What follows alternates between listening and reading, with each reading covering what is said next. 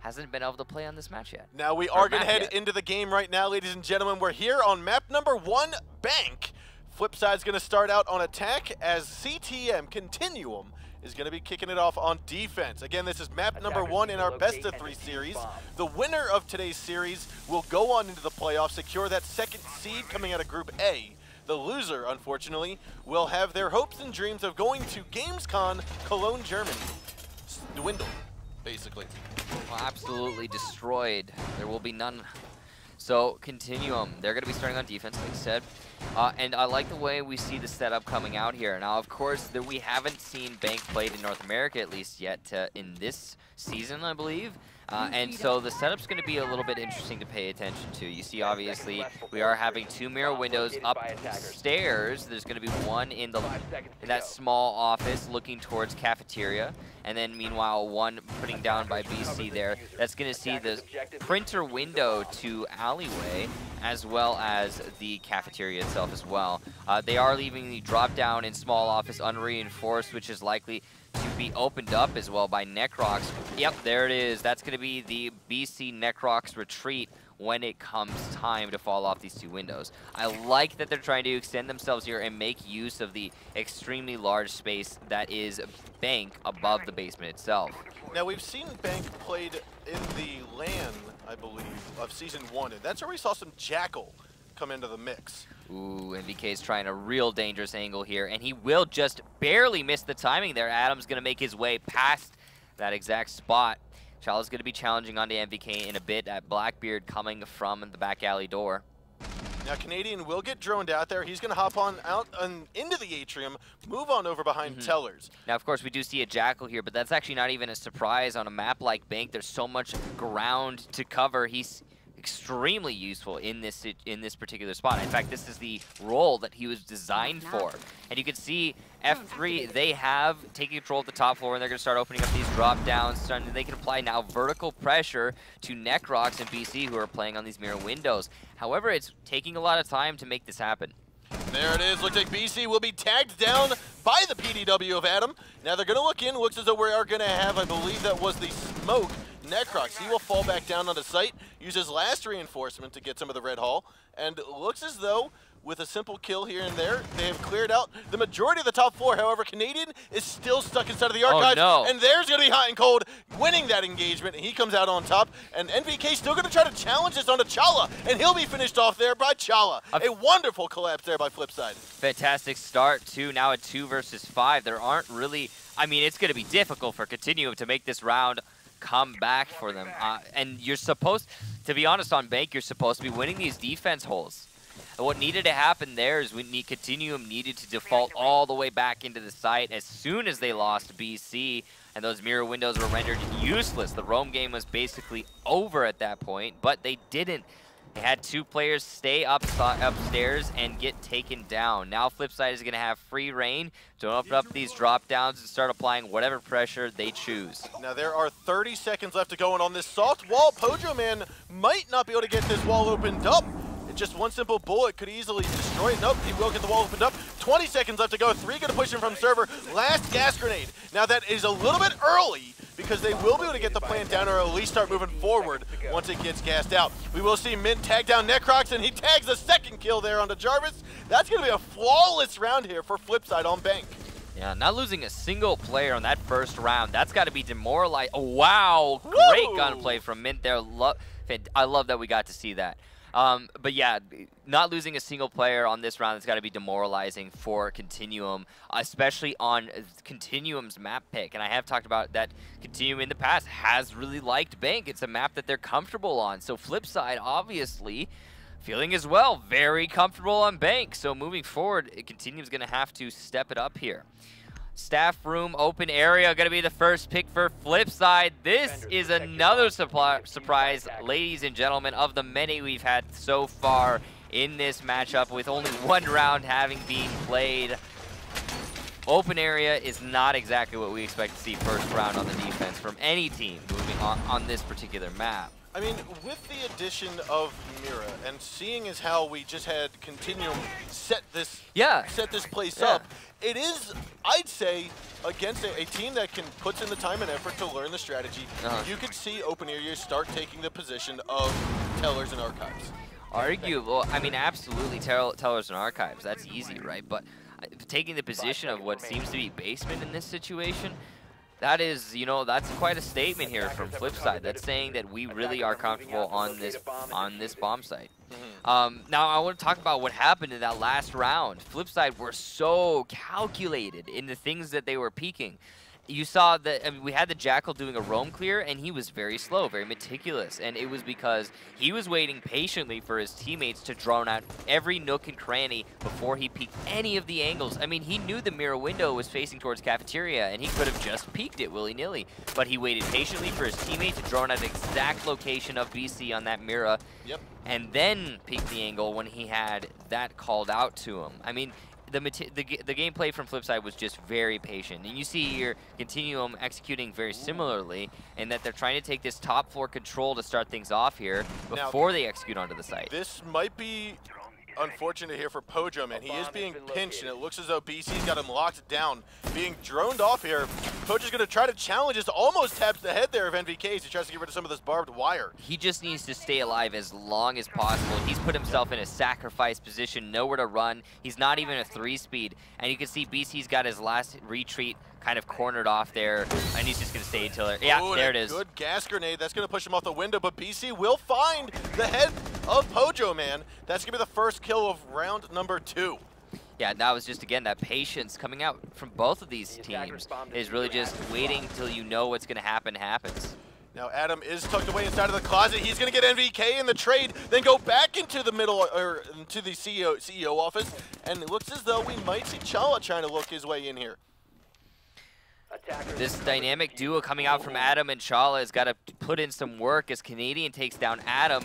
Even more so falls onto Chala. And there is Min sweeping it up with a trade of his own here, and that's looking like we're going to see Chala try to push in from that supply janitor's closet. That was the thermite that got injured and then got taken out by Min. Looks as though Necrox is about to fall down. There's the headshot. Wonderful job there by Chala. It's a 2-on-3 now, 50 seconds left to go. BC is going to pick up that diffuser, work his way into the janitor's closet, but he sees that there's a lot of rotation holes. And that is one thing that is not good for a Blackbeard, is to have many rotation holes, because there's a lot of ways to look down at to him. And now it looks as though he will try to tag Chala. Chala decides to back on out of that fight with 30 seconds left to go. Mint sweeping around here. He's inside of the staff kitchen. We are going to now see Jarvis try to collapse here with BC. BC's moving on over to the top of Skylight Stairwell. Only 24 seconds left to go. You can see that. Oh, Chala's going to be inside of the archives here to the right side of BC. He's not going to take this look. I think BC's going to look to his left. No, he will see Chala. Oh. No, will he? No, he won't. He doesn't take the angle. Oh, there's a good shot there by Chala. Now, last man is going to be inside of archives here. Tries to go back and forth against the death. Jarvis comes out on top, but he's got 2 more to go. And now he's got 3 seconds. He realizes this is not the bomb site. He tried it. He thought it was. He's going to go right into the kitchen. Defenders are going to win the round, and FlipSid comes out of this 2-0. What a mistake. Was CTM thinking that there was going to be archives that whole round? I mean, what was happening there? We heard your reaction as soon as they chose open area, so I mean, it's very possible. It's entirely possible. It stands to reason, but some droning. I think that Continuum was aware that it was open area there. I have to imagine. Jarvis trying to go for the plan, and arguably it wouldn't have mattered though. So let's take a little bit of focus away from that. It doesn't really matter. Came down to the last couple seconds. Jarvis would have died as soon as he opened up that wall had he known that it was open area. So that's all beside the point, really. So let's talk about that round. Just elaborating into the Continuum take. Now, obviously, they had a good start there, managing to corner what I believe was Pojo Man in the stock room and getting him off the board. But what could have been a very easy, simple kill actually stretched itself out for a long, long time, and that's due to the Jaeger Bandit roam in the storage room. CEO and conference room. Now that was a fantastic dynamic duo roam between them, and managing to waste quite a lot of time, as well as get the refrags. After the Miro was taken down, you did see Continuum just establish full dominance over the top floor because of that dynamic roam duo that then managed to trade out time and time again. Yeah, Adam was the Jaeger and Chala was the bandit up top, and I just wanted to call it that originally what was we had learned about the roster changes for FlipSid, and they said they brought Adam back onto FlipSid because they needed a better sentry player. They needed someone to stay on site. And here we are seeing Adam step up his game, roaming off site above the site and doing a very nice job of it that last round. Right, you know, we've talked about it before. All of the players on FlipSid are the type of players that are very dynamic, able to move their roles fluidly, just kind of play whatever their team needs them to play, and they're very well balanced in that regard. You can see CTM, they are on the basement yet again, and this time they have opted to go for a very much heavier anchor game. They do not want to invest all of their players and utility upstairs, as it certainly didn't work out for them the first try. Now we are going to have Pulse get detected here. That's going to be Canadian. Looks as though Adam looking on down the main stairwell. I'm curious to see if there are any Continuum roamers right now. Can't quite tell. Doesn't look like there are. Most of the players from Continuum are focused downstairs. In fact, all of them are downstairs, seemingly. Yeah, that fifth player is in the garage. Now, we haven't seen a lot of worth really placed on the garage, whether it be by attackers or defenders, in a long time in Bank meta. And we'll see if that plays into this round, having Jarvis there. Yeah, the garage push from attackers kind of dwindled out once you... Server control was forfeited, absolutely here. That's interesting. Now an enemy has been detected outside. That looks like it might have been, there it is, I was going to say Jarvis coming out of garage. He's going to try to swing back up top, but it looks as though he's just going to try to waste some time. Mint, however, will drop NVK down there, and to believe that was by servers. That was by the stairs. Oh, back stairs, yeah, the back stairs. Nice job there. Okay, so FlipSid, they have the man advantage. They have 50 seconds. That's enough time to make this execution happen, and all they really need to do is waltz on in for after these smokes are over and plan. For the next couple of seconds or so, it's going to be a stalemate here as Pojoman tries to go for the bait. He's Necrox going to go towards the gas. I want to take a look at Mint and Hot and Cold and see where they are actually holding the flanks down. Because you can see an angle here from Hot and Cold. He's in an elevator hallway looking at the main stairs, and then Mint is an open area, the more typical spot you look for flanks. But as we do have 20 seconds left to go, we're going to go back into the site. Looks like a C4 comes out, and that will down Pojoman, and that is, unfortunately, the diffuser will fall. Another C4 gets tossed on out. Nade's going to come on down there by Mint, tossed out and towards the red hall. Now Pojoman will get this plant down most likely. Gas grenades are out of the forfeit here. Looks like Necrox gets shots onto Mint. Hot tags one down to Jarvis, but Canadian will get Pojoman, and Chala gets the trade. And we have one man left alive. It's going to be BC after Necrox gets removed by Hot and Cold. A 3-on-1. Now BC is going to be here inside of the red hall. Looks as though Hot's down to about 3 health. 3 health and a dream here, but he's got Adam and Chala to try to fix things up. Chala's going to swing on over, and there's going to be the Blackbeard peeking through the doorway, and that is going to be FlipSid up 3-0 on Continuum's pick here. What a fantastic round there from both of these teams. I mean, the perfect timing of Continuum's gas canisters and C4s. Absolutely perfect. They didn't double stack anything. They didn't just, hey, throw your gas canister, hey, throw your C4. It was paced. It was timed out. They had it accounted for almost every second, and you saw there in the last couple seconds as the diffuser was coming down, the Pulse ran out there, and he was just a millisecond off of denying that diffuse plant, and if he had, it would have absolutely been a Continuum round, but unfortunately, because the diffuse did go down, it meant that FlipSid simply had to wait. And they had the man advantage, so it was their round. These rounds, despite being so decidedly in the favor of FlipSid right now, in a 3-0 lead, very significant there, are, apart from the first one, of course, very close. They are, and I mean, so like, that's one of the things that we've been expecting to see. Yes, this could go in a possible 5-0 fashion. I don't think it will, but it could go 5-0, it could go 11 rounds, 6-5. and we could still say the exact same thing about whoever comes out on top. It wasn't an easy victory for either of them. Oh no, sir. I mean, these have been some grindy rounds so far. Now, FlipSid, they are going to be defending the basement for their second defense of this map. If they're successful here, it will be a 4-0 match point, and that would be quite a shocker. I mean, especially considering this is definitely Continuum's map. I mean, historically, they've had a really good go of Bank.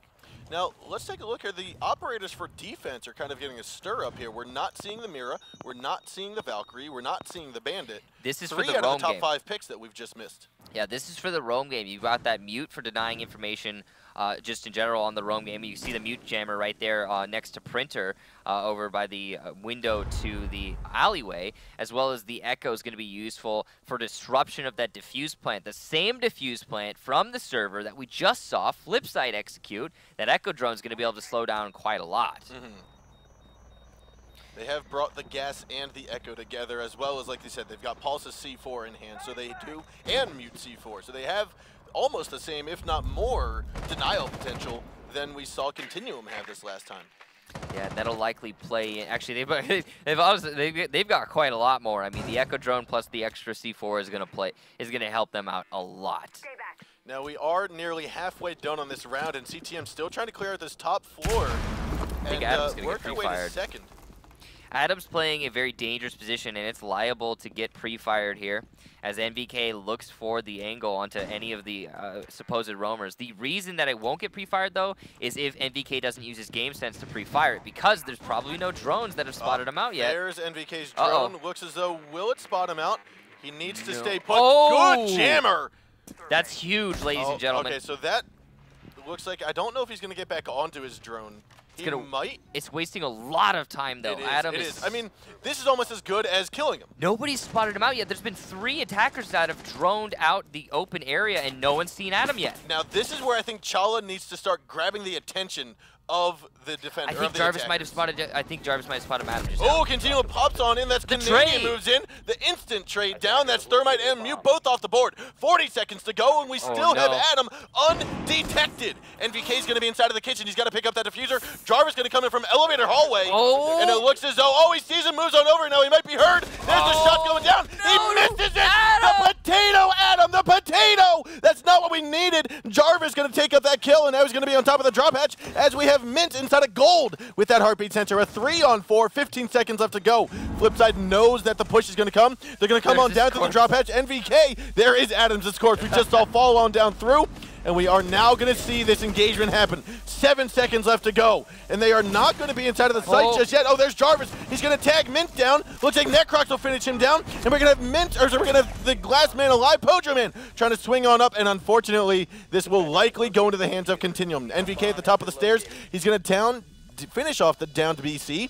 He's got NVK and Necrox left alive. We did see NVK up top. He's all the way back in servers now, and right here, we are going to see Pojo Man, unfortunately, not come out on top as NVK sweeps him back in the shoulder blade, and that will be Continuum's first round after 4. So unfortunately, we did see the very first major mistake, let's say, of this entire match. I mean, overall, having Adam, unfortunately, with a little bit there and not influence the round in any way whatsoever. He needed to get that kill onto the sledge, onto what I believe was Jarvis, and then hold down open area for just a couple more seconds. And if he had, it would have been a FlipSid victory. But a good clear by Continuum, somewhat. Again, I say it somewhat because they did miss that. They did miss Adam. On top of that, though, just talking about team momentum and team mentality, with FlipSid being up 3-0 and Adam knowing that he kind of screwed the pooch there and he didn't do the best job, he missed his targets, that in this scenario, I bet you they laughed that off and said, I bet you that, oh man, I potatoed again. Too bad. Adam, you gone done did it. Yeah. But if it were the other way around, if Continuum was up by 3 and Adam pulled the same move, that could definitely cause some negative and improper momentum for FlipSid. Right, yeah. If it were closer, absolutely. But in this situation, FlipSid has got to be feeling really dandy. We are seeing again a Continuum basement defense, and they are similarly to the last time they tried to defend this. particular floor. Heavy anchoring on the site. Not going to be going for that roam game, which they showed us in the first round of this map. Now, the timing from their smoke grenades in C4 last time they were here was impeccable. It was perfect. Unfortunately, what happened is 2 of those C4s didn't kill anybody. And because of that, there really wasn't enough time wasted. Can you get a C4 toss from where we just saw the mirror windows through the red hallway over into servers, or into the doorway? Can you toss a C4 that far? The arc, it might be possible with the reinforced wall and the mirror placed as it is, maybe not. Wasn't sure if like they were kind of going for a double mirror strat, throwing C4 through, kind of like we see in Oregon. I know you. I'm thinking it's probably for those gas canisters. I mean, you can see Necrox actually playing with that smoke, actually playing on the mirror windows. The C4, meanwhile, is on BC in the vault, and he's likely to throw it just straight from red corridor. However, if there is an angle, I'm sure that one of these teams, I mean, being the amazing teams that they are, know of it. So we do have Chalice still inside of this electrical room coming in from the alleyway spawn. Adam still trying to clear this out, letting Mint drone ahead of him, which again, as successful as we've seen Jackal be, and as important as we've seen him be on bank, it's still proper to have someone drone ahead for you.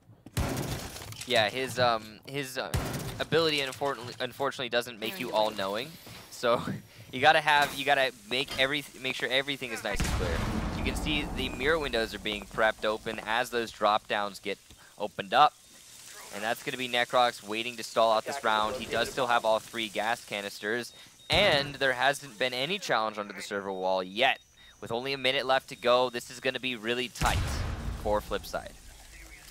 Now we are going to have FlipSid open up this wallway here, which is the typical spot you open up. That way you can turn around, get the plant down. First gas grenade is going to come out. Pojo Man, he's actually going to try to work his way in. It looks as though he's going to get this down. The gas grenade's not going to touch him. He does hear the second one getting tossed on out, I believe. We might have heard a C4 get ripped. There it was. Perfect timing to escape that. Now he's going to try again. Necrox is going to go for a second toss, and that again is going to just barely scratch him.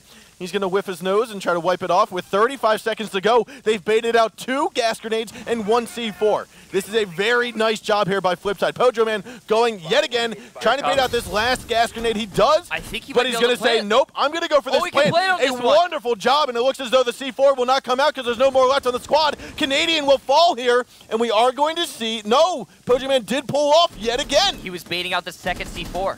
And there it is. Now it looks as though Canadian and Necrox both going down. Adam picking off another kill with his PDW. A 2-on-4. As we have Hot and Cold getting picked off by NVK. Now Diffuser does go down. Pojo Man, Adam, and Chalo are going to try to hold down the fort. NVK going around for the rotation. He came up the back main stairs. He's now on top. There's no one inside of the site, so unfortunately, his upper ground will not be beneficial to him. Pojo Man's got to turn around and look for the flank, though, because NVK is swinging around. Jarvis, however, is going to be moving around as well. Pojo Man tries to challenge NVK, and unfortunately, he will lose the fight. Now it is up to the remaining 2 attackers to hold this down for another 15 seconds. Adam will fall. No, Challenge going to fall. Last Adam also gets injured. He's going to go down. It looks like Diffuser will potentially get destroyed here. He's got about 2 hits left to go. 1 more hit, and could he get it? Here it goes. No, the defenders are going to win it. They destroy it in time. NVK grabs it, and that is going to be CTM winning this round. It is now, I believe, 3-2. What a clutch there from NVK to come for that flank, get the 2 kills that were necessary, and then his teammate came in for the 3rd down, but then he's still walking around. He can still get the still disable the diffuser. What a fantastic round from him. That was through and through FlipSid's round.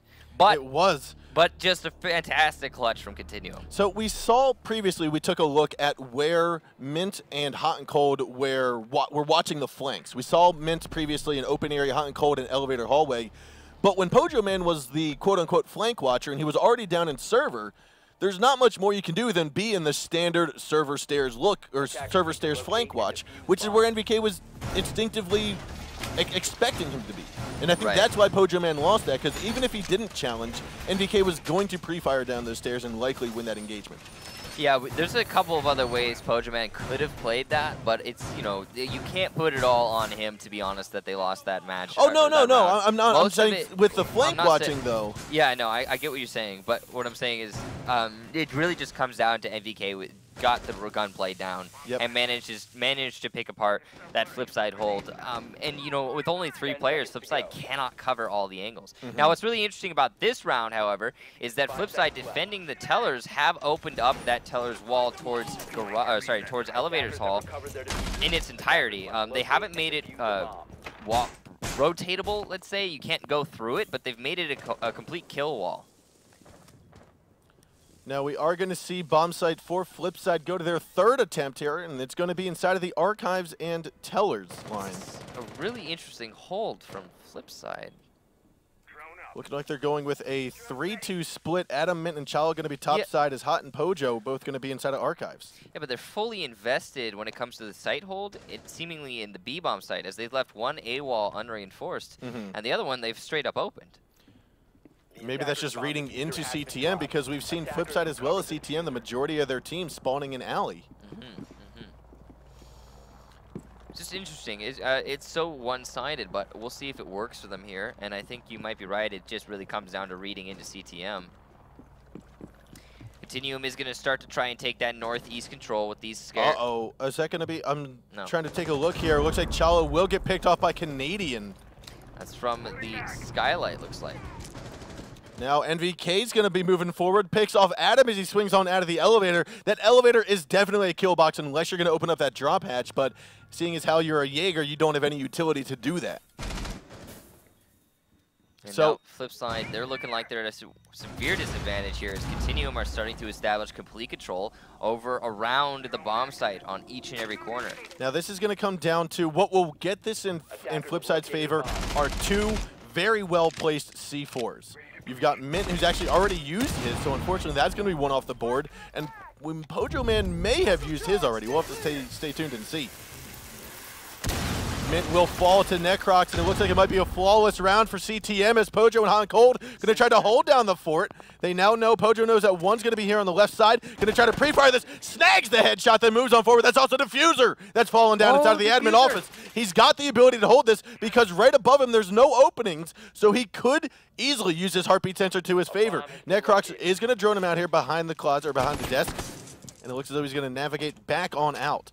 But he's got to be cautious, because right above him there are still players. You've got Jarvis still trying to open it up. Looks like more shots going to fly out from Pojo Man. Now the good thing about this UMP is that it doesn't have a lot of recoil. So you saw him tag that headshot on the Canadian. He can do the same thing here to Necrox and potentially NVK. Necrox going to be taken down by the gas, and it looks like a trade from BC as he moved on into the teller's line. Hot and Cold doesn't realize his back's exposed. To his left side is going to be Jarvis. He gets taken down, a 3-on-2. They're 3-on-1 now. Goes for the shots there onto the Blackbeard and will not come out on top. BC will win this round. It's now 3-3 here after round 6. A valiant effort from FlipSid in that 3 versus 5, but Continuum had already established too much control and already put themselves in too much of a man advantage early on that it wasn't really enough. Now a 3-0 lead has been blown by FlipSid Tactics to bring it to this point. Teller's office will be our next defense from Continuum.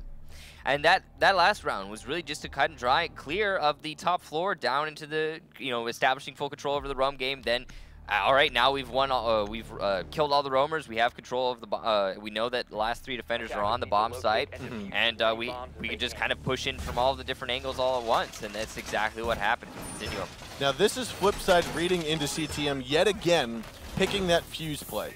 Realizing that, okay, what is the typical second choice of a bomb site after a team's one downstairs? It's going to be going into admin and archives, or tellers and archives. And that's exactly what we're seeing here. And that's what Pojo Man is bringing that fuse for. Once they take control of that top floor to just annihilate one of the 2 bomb sites. Yeah, the only place they could go that would really make Fuse not especially useful, I guess, is CEO. And we don't typically see CEO played whatsoever due to the fact that it is so very exposed to that garage angle. If you sit a glass on top of garage, he can open up the castle barricades that you might put in a position to try and stop that angle, and just wreak havoc on any of the angles.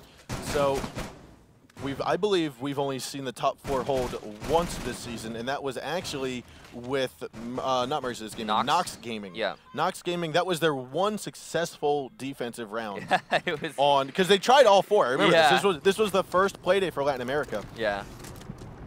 They tried all 4, and unfortunately they only managed to make the top floor work, which is the abnormal sight, to say the least. You see this angle from BC, going to be doing that double mirror window inside the storage room of the top floor.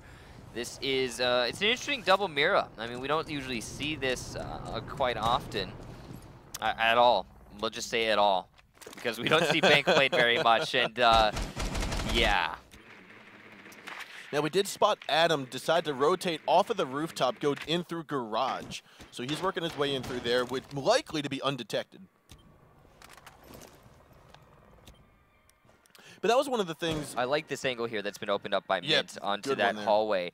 That's going to be giving the angle to Chala, the repelling Blackbeard, outside the building. And he has full control over that entire top floor hallway. I mean, look at that. It's a good angle. It's been around for a long time, but we see it very much underutilized because we don't really see bank played very often, and more to the point, we don't see much upstairs presence usually coming in for the defenders, which in this instance we do. It's going to be BC. Now he's going to be struggling to hold on to his control here as the mirror windows get opened up. He will fall back downstairs. Yeah, but so as he vacates, Mint's going to take full advantage of that, try to move in forward. Now he might spot Necrox. No, Necrox going to stay behind that reinforced wall.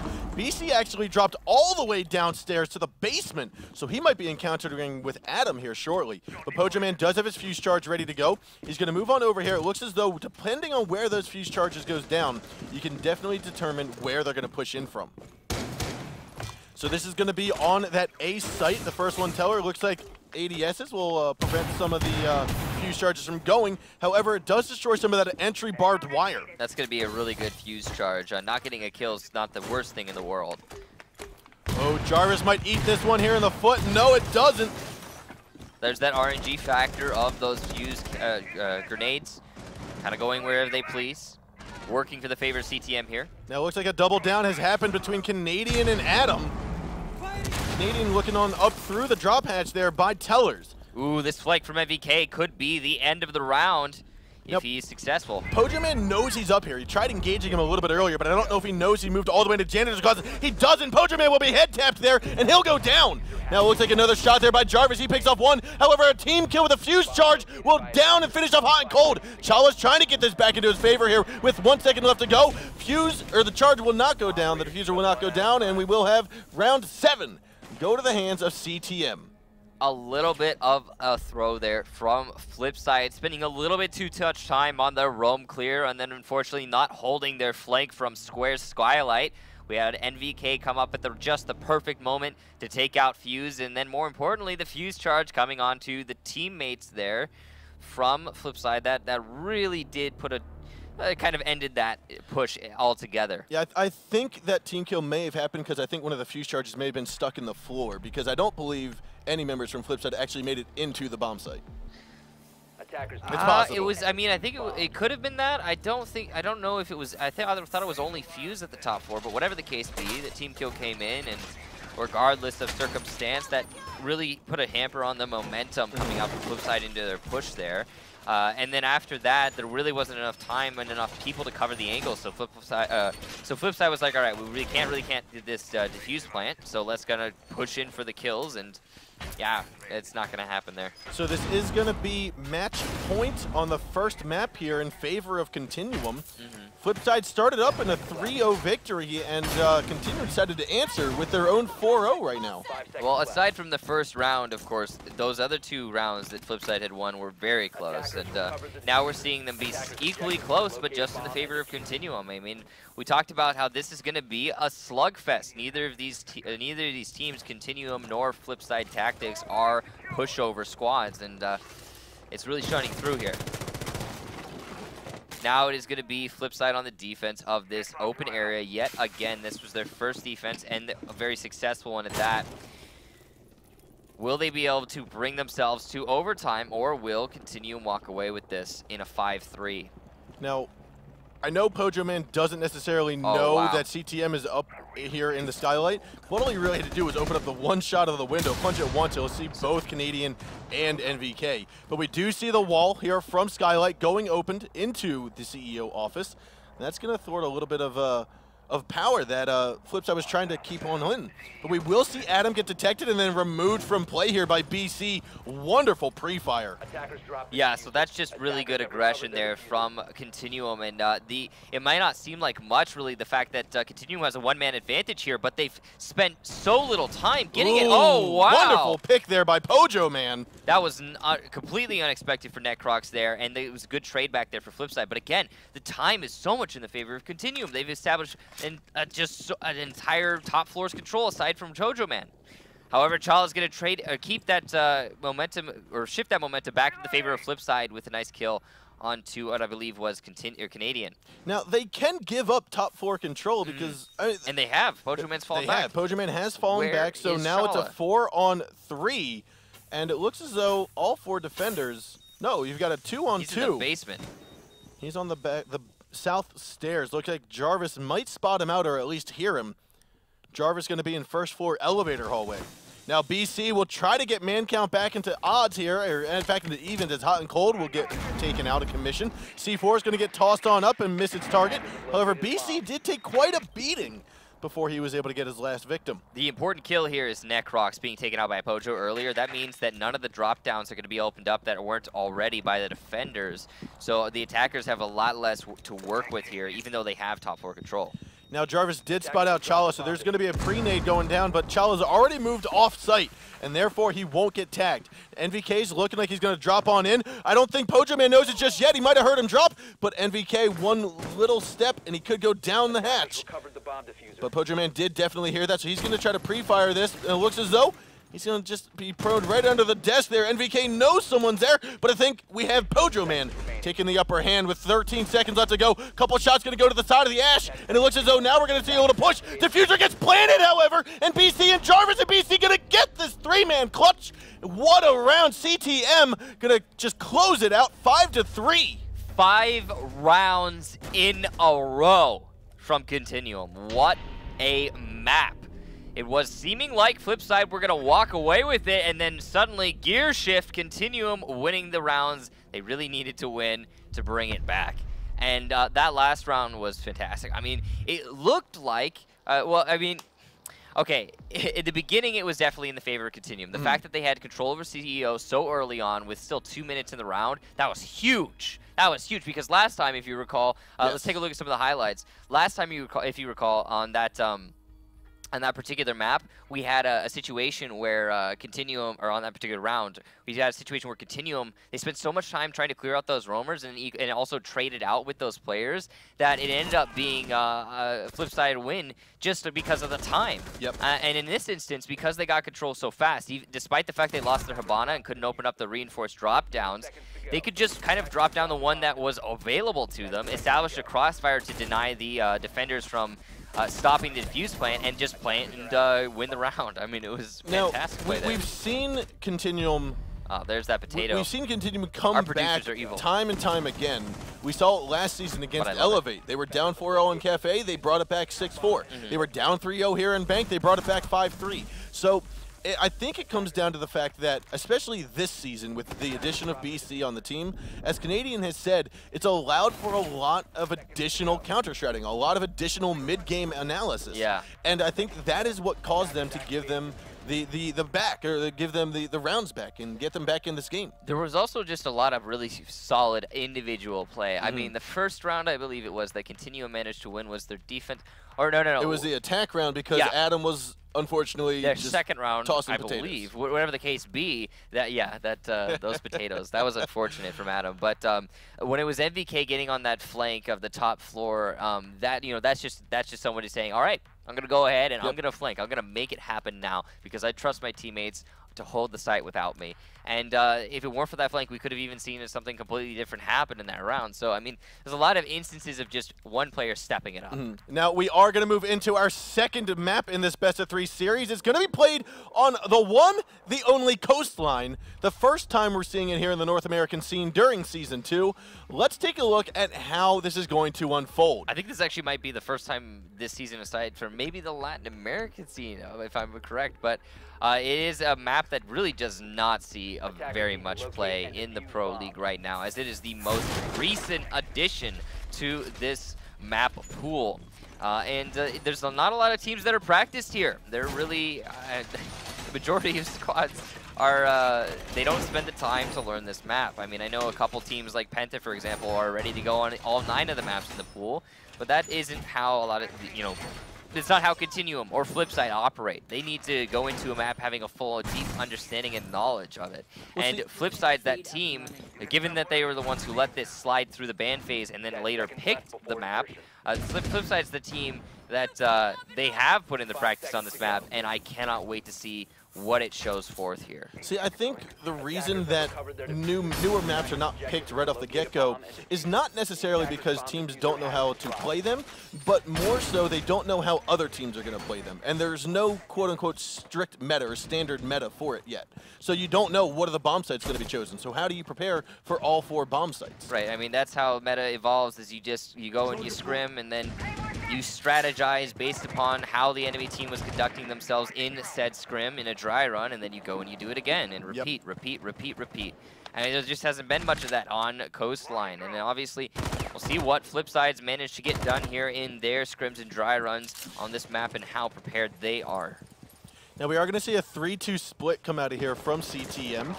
Looks like we're going to have 3 men up top. The Rook is going to come out of the woodworks here instead of some other operators like we've seen before, Pulse or Bandit or any of the like. Yeah, the light meta being shoved to the side, I guess, here for Jarvis, and that's really interesting. Shala's going to take out NVK. NVK on that hard roam all the way over in the south hallway. That's going to be him off the board without any real useful play being put into this round. And NVK being one of those players that is kind of an impact fragger for his team, that's pretty big. Also, more importantly, there's still 2 minutes just about. Oh, wow, the C4 is tossed out. Chala's going to dodge that. And he tries to go for the shots around to BC, but BC's like, I'm going to tag him down instead. Pojo Man, though, going to throw in a flashbang. Looks as though he will be blind. So will Jarvis. Pojo picks off 1. And it looks as though Chala's still going to be injured, but he's going to crawl his way down the stairs. Canadian, however, will pick up that kill. Then get traded down by Mint. It's a 2-on-4 now. Now Pojo Man's still looking around. Looks as though Jarvis got on his drone. What's he going to do? Pojo Man's going to fall and drop Diffuser.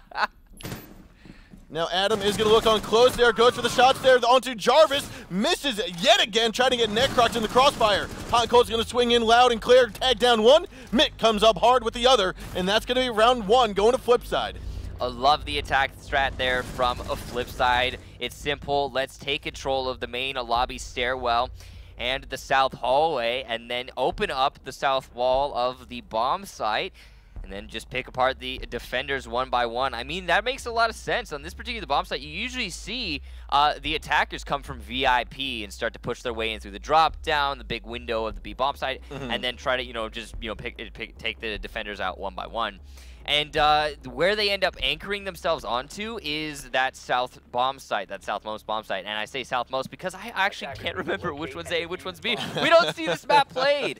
And, that's great reading into it there from FlipSid, understanding where it is that we're going to see the defenders anchor from and just saying, hey, we're going to go here instead. We're just going to go to the root of the problem and finish it off. And that was a great clear there from FlipSid. Now Continuum are going to be on attack, and FlipSid are going to be defending for their first round. And also, this is not a bomb site we're used to seeing on the first defense, but I say used to, ladies and gentlemen. We're still keeping in mind we're playing on Coastline, so used to is a null factor. But at the same time, here we have it, kitchen and storage. Now that is also something you don't typically see. We just saw Hot and Cold open up the south wall of kitchen all the way into the hallway. Typically you see everyone reinforce that. This, I believe, is so that they can play offsite, almost like a we'll say a cafe, mining room, and fireplace. This is similar to the top floor, how everyone anchors in where you see Adam playing if they're defending upstairs. On this particular bomb site, usually you'll see the anchor coming into the B bomb site instead. In this instance, it's going to be just that. FlipSid in that B bomb site, they'll be able to hold the A bomb site from B and also from just the roam game like you were talking about. Now this is a very dangerous angle that FlipSid might be caught off guard with. BC's going to be here at that drone hole. It's a well-known spot, but a very difficult one to contest if you're a defender. Yeah, I mean, if the guy doesn't have a shield in front of his face, usually you can contest it, but it's, like you said, it's a challenge. You got to get the pre-fire just right. And now, flip side, they're going to be holding fast here in this defense. Continuum, we're going to be pressuring onto B, and I think that's the right read here for this situation as the A-bomb sites opened up almost entirely. There's going to be so much roam game coming up from flip side that if you wanted to go into A as an attacker, you'd have to clear out the entire map. So pressuring to B is the right call. However, they are going to have to contest with C4s, two, in matter of fact, from the Mira and the Pulse, and then the smoke grenades coming out from Hot and Cold. Good little peek there by Hot and Cold, able to get rid of one shield of Blackbeard and just make him skedaddle out on out of there. He's going to move on over to the window now. Yeah. Mint has been taken out, though, from Canadian. That's one C4. Is that the iron sights on yeah, it's Hibana's a little bit weird, but I mean, it works, technically speaking. There's nothing really wrong with it. It's similar to, you know, bandit iron sights. It's still viable. Bullets come out of your gun. Mint's going to kill off Pojo Man and Hot and Cold. Oh, sorry, that's traded MDK, on rather. down there here by Adam. Now we're going to have a 3-on-1 here, 4-on-1 as Necrox gets injured. Chala's going to be the last man alive. He's going to try to tag down BC. Looks as though he didn't injure them, but he did move him down to about one bullet down away. Necrox is going to get picked on up as the fuser gets planted here by Canadian. Jarvis still here at full health with the sledgehammer in hand. Now he's going to go, oh, little head tap there. Wonderful job by Chala. Now Necrox is not going to get picked back up. BC's going to stay stationary with 5 health. Oh, there we go. Now Necrox will get removed or will get picked up. A 3-on-1. Chala still lots of bullets in his gun, ready to go. Canadian on the soft wall here on the other side. If he gives away too much information, he could die, but no, BC will be covering his flank and tag the kill. Good hold there from BC, playing as passively as he can on that angle. Good read as well. Nice try there by Flipside. Like the defense idea, but unfortunately they just lost the fights, and because of that, we do have Continuum winning their first round of Coastline. Now Flipside going back onto attack, and Continuum back onto defense. They're going to go back to their previous bomb site, again trying to, I would say, set up a very similar style. I didn't see necessarily anything inherently wrong, other than the fact they didn't have a bandit, which it looks like they're bringing now. I think we're going to have a little bit of a shift. I think maybe one of the mural windows will be taken off of the inward-facing wall and put towards the southmost wall of that southmost bomb site. But we'll see how it is. Yeah, that's the A bomb site. We'll see how it is Continuum choose to set themselves up here.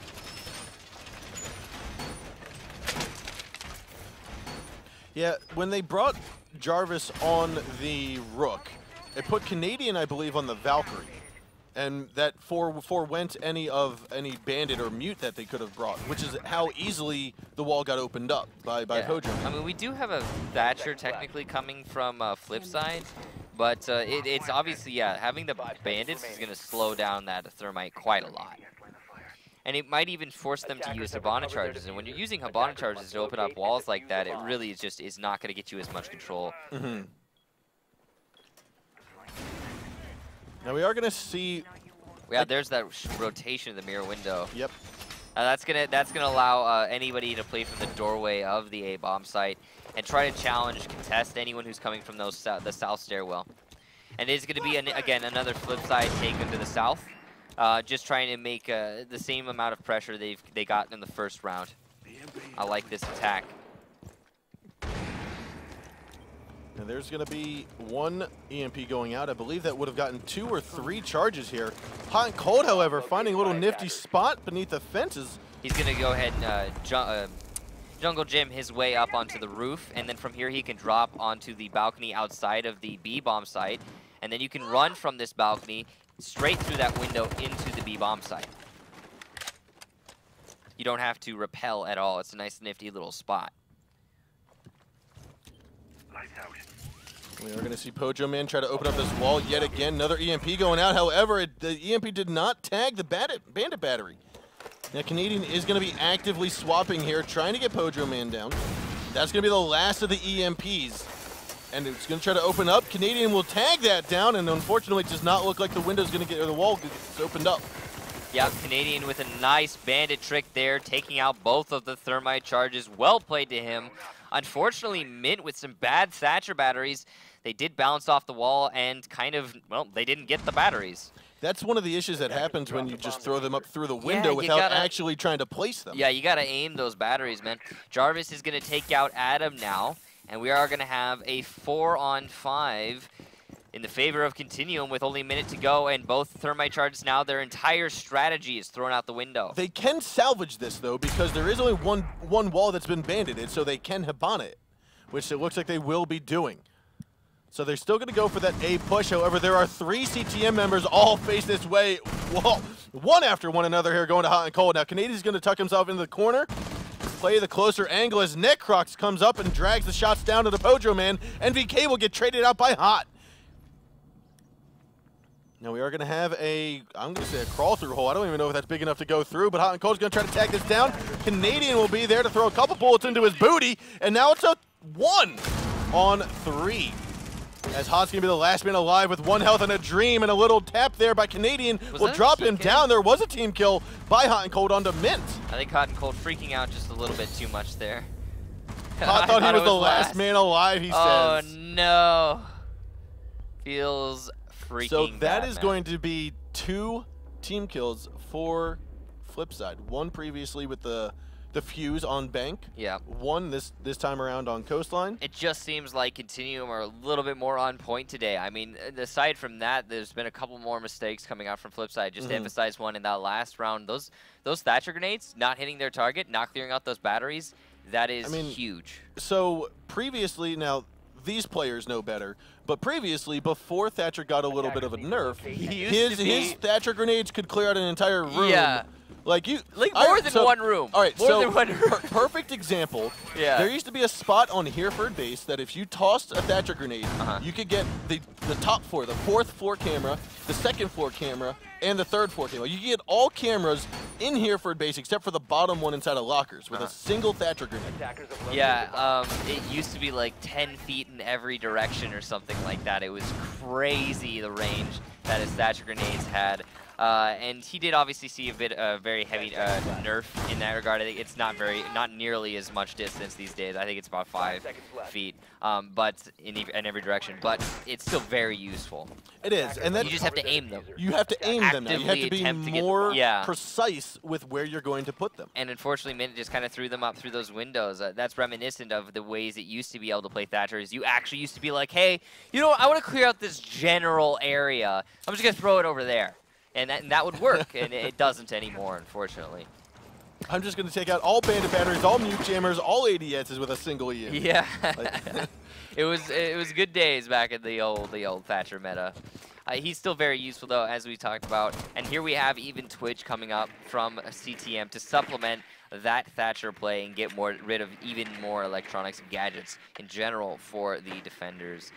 We do not have a Thermite for CTM. But we do have a Hibana, so there will be enough breaching potential. It's going to be the same defended side, I believe, from FlipSid. Now, Adam is being spotted out by numerous drones here, and it looks as though he's just trying to play a little bit of a waiting game. Minton does have his yokai in a very peculiar position, and it might be placed good. However, the C4 tossed out from Pojo Man will finish off Jarvis in what we earlier called, I think, the Hell's Bathroom here, something like that. Yeah, that was from below. You could see those gaps in the floor there. Pojo Man utilizing information from his teammates to get that knowledge that, hey, there's someone in there, just toss your grenade. Adam's going to take out NVK through this nice little pixel angle. Love this onto the trophy hallway. Now it's looking like all pressure's on CTM in this 3 versus 5.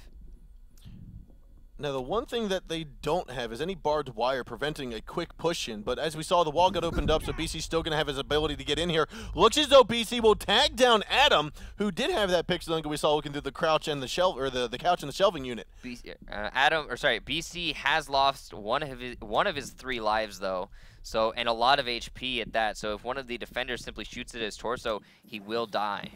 Now we are going to have a 4-on-3 pursuit. Mint just saw 1 member top floor in the roof, which is going to be that Necrox. Canadian and BC are still here, so we are going to have still some skirmishes underway. Canadian working his way down the Cool Vibe stairs.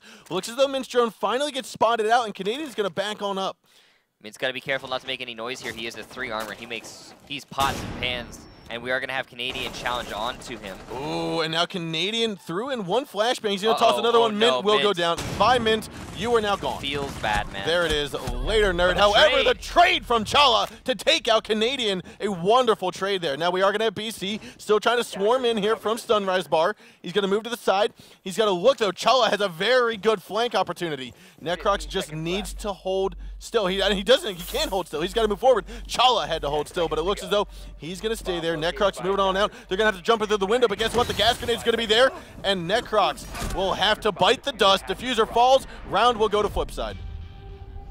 Operators, you have run out An excellent defense from a FlipSid. Unfortunately, Continuum reading into the wrong book there and going for the other bomb site as contrasted to what they did their previous time addressing this particular site.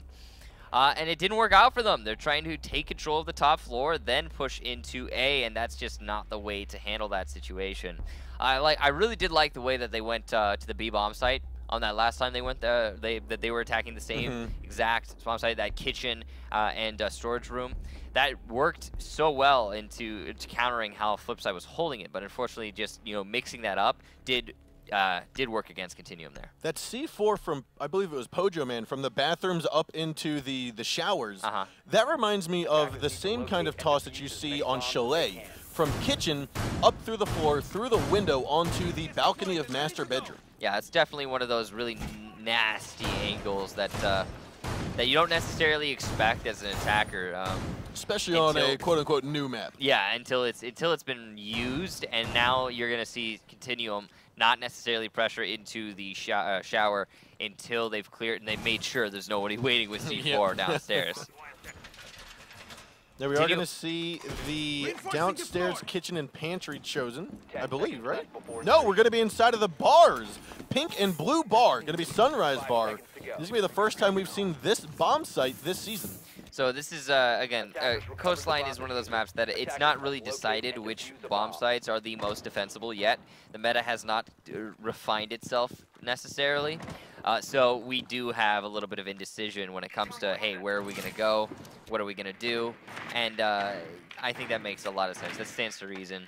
When it comes to Continuum as well, I have to imagine Continuum hasn't put nearly as much work onto this map as FlipSid has. Considering this is FlipSid's map pick, this is the one that they've clearly wanted to bring Continuum to, in the fact that, well, they went to it in the first place. I mean, you don't go to Coastline unless it's your plan to go to Coastline. So. But at the same time, Continuum let this slide through the ban phase. They did. So they spent out have to have Skyscraper instead. Yeah. That was really interesting that they banned Skyscraper instead of Coastline, and I wonder if they wanted to bring it to Coastline, if this was their plan all along and that they were counting on this from FlipSid, or if they just really didn't, they expected FlipSid to ban Coastline. I don't know. Whatever the case be, FlipSid have taken control of the top of the bomb sites very easily at that. There wasn't any contention from Continuum. They weren't trying to hold upstairs at all. Looks like they're going for a very heavy roam hold, and you can see the way they opened up the bomb site earlier in the round, they are relying on these holes being opened. While Adam's going to play into that and jump right downstairs, take out Canadian and Necrox. Double kill there, taking out Canadian and Necrox. However, he will be traded down by NVK, but a job well done. Mission accomplished there by Adam. Good play to him there. Nade's going to get tossed on down, and I believe Mint almost tapped himself there by tossing it down and then running over top of it. But however, NVK here swinging up inside of that first floor hallway. To his right side is going to be BC. Jarvis going to be inside of the B site, inside of the A site, apologies here. And he's looking up through the hatch into Hookah Bar. Pojo Man's just waiting for that angle, and we will have the plant, I believe, come down behind the B bomb itself. Now Mint picked off that shot onto Jarvis, as we just saw in the eyesight of Pojo Man. Looks as though Chala swings on up, grabs one kill, and then Pojo smashed down NVK, but not before Chala was traded down. A nice execution there from a FlipSid tactics, reading into the defense of Continuum. I love the way that both of these teams really do have a deep understanding of what they're going to be handling when they go onto an assault of these bomb sites. The only wrong call we've seen made so far in this match as far as attacks go is that one we just saw in the previous round from Continuum attacking the seemingly the wrong bomb site of the kitchen instead of the storage room. But now FlipSid saying, okay, well, they've got this whole wall opened up. They clearly want to hold the A bomb site from outside from the main lobby, from just those long angles. Let's just go somewhere else. Let's just go to the other bomb site. We don't have to deal with that. And now we are seeing FlipSid tactics going upstairs, I believe for the first time. Yeah, this is their first time at defending this particular bomb site. They were unsuccessful in their kitchen and pantry the first time. They were successful the second time. Yep. And now they're coming upstairs here to the penthouse and theater for their third attempt at a defensive round. Now we are going to see the mute play come out of here by Chala, and I have to bank that that's going to be used, there we see here, inside of the bathroom again to help Pojo Man or whoever it may be playing down here with that C4 toss. Yeah, and using those, utilizing those angles from below is really probably going to be the icing on the cake here for them, and absolutely necessary. It's going to be Mint right now playing downstairs with his pulse sensor. Obviously, we haven't seen a lot of vertical gameplay on this map yet. Not too terribly much. We did see some in the previous round from FlipSid on their attack, and it was really nice. But that's mostly just, again, due to the fact this map is not very well developed. And I like that we are seeing Chala and Mint both with their C4s below will be trying to hold the whole bomb site, and they can, because the whole almost the entire bomb site, I believe. No, the whole bomb site is destructible from below. They'll be trying to hold it with those C4s. Oh, Mint is going to be tagged down here by BC. Oh, no. It looked like he ran around and then possibly pulled out his heartbeat sensor without thinking about it. That's going to be actually detrimental to FlipSid's entire hold. The pulse being taken out here, there is no Valkyrie, so no cameras upstairs, which means that there won't be any real serious hold coming out from FlipSid. Now, Chala has gotten into a little bit of a skirmish. He's, I think, scattered back here into the center. So he is inside of the courtyard. So now, this is an area, while it is outside, is not going to force the defenders to be detected. So he's going to stay right here. Hopefully, he'll blend in well enough, just lounging down. No, he's going to get droned out, and we are going to see some people collapse onto him here momentarily. So because Continuum took out the pulse earlier on in the round, pretty much FlipSid was like, all right, we're not doing that anymore. We're not trying to hold the site from below. Let's go ahead and move our mute off of that angle and just have him go for a roam, which is smart play. MVK MVK and Jarvis, Continuum as a whole, they have taken control of below the bomb site, and now they have to actually position themselves well enough to push into the bomb site itself. I mean, they don't really have any lanes opened up yet, and now they're just starting to pressure into VIP, opening up that main wall into Master. And Chala is going to be inside of the hookah lounge, I believe. Oh, he's right outside of the hookah lounge, right by Cool Vibes stairs. Canadian's made his way into the yellow circle couch here. BC's inside of the red hall. Gaskin is going to push him off, though. 50 seconds to go, and we see the floor being opened up. The plant will, however, go down potentially. Adam still trying to cause a little bit of distraction inside of the pool table. Canadian's going to swing on out of here, looking at the wrong way. Looks like Chala and Adam both go down. Last two alive here for FlipSid. Going to be Hot and Cold and Pojo Man. Now, unfortunately, it's not looking like it's going to go in their favor as Pojo gets taken out here. Hot and Cold is going to be shivering inside of the theater, looking up towards the master bedroom, towards this penthouse. If he hears the diffuser start going down, he'll go for the shots there. However, NVK swings up from behind, and that will be round 6 going to CTM. It's 3-3. A fantastic clear there from CTM, really reading into that strat. Again, just fully understanding what it is that they need to deal with coming out from FlipSid. Disabling that pulse sensor from below really put a wrench in the plans of FlipSid's hold, as they were unable to utilize their C4. And then after that, it just switched to a full roam game from FlipSid, trying to utilize those angles they had opened up previously in the round, and they did a good job of it, but because they were at such a man disadvantage, just wasn't enough. Attackers need to locate and defuse. So we're going to have the penthouse and theater go where CTM has decided to choose, which, again, this is their first bomb site, and they were unsuccessful the first time, successful the second. And the biggest difference that allowed them to be successful was the addition of the Bandit. First time they brought Jarvis and brought the Rook. This time, and previously when they won this bomb site, was the Bandit. And we saw that successful Bandit swapping to finish off both thermite charges. Yeah, that Bandit trick from Canadian was really just next level. The fact that he managed to maintain control over that wall, almost single-handedly won the round. You could distribute it to some poor Thatcher play as well, but that's, you know, Potato, potato. At the same time, both of those factors lined up for Continuum and managed to bring that win in. We are going to see FlipSid. It looks like they're setting themselves up again for a south side take. They're going to start with those south stairs, and then they're going to try and open up that south wall to the A-bomb side. Looks like they're also going to clear out from the west side of the building over by Aqua. Yeah, and I would expect Chala or someone to basically stay on this window, because this is a good window to hold for that flank. But it looks as though they are going to push in. Chala's going to drone out for Ash, who's going to be Adam, trying to move in forward. Now, pool table's getting all cleared out. Same with Aqua, same with the aquarium there. And we are going to see Adam push in. Jarvis. Look at those 3 drones. Yeah. They're a party. Just all downstairs, just clearing out as much as can be. Kitchen hallway, you got all bars getting cleared out. I love this efficiency here from FlipSid. Now, Adam's already managed to clear out Hookah, and he's moving in here. Right on the other side of the wall is going to be Jarvis. Now, it's possible they heard each other, or at least Jarvis may have heard Adam, but there's no need to engage and yell in the circle couch just yet. Yeah, VIP is a really difficult angle to challenge. There's a lot of open room for the defenders to work with here. Tons of cover as well. Coming from the hallway with no pressure onto that balcony window, it's difficult. However, there is a Thatcher just waiting for the opportunity. As well as Hot and Cold, who will pressure on through the trophy hallway door before Jarvis actually manages to make his way back into the site. Nice, safe and sound.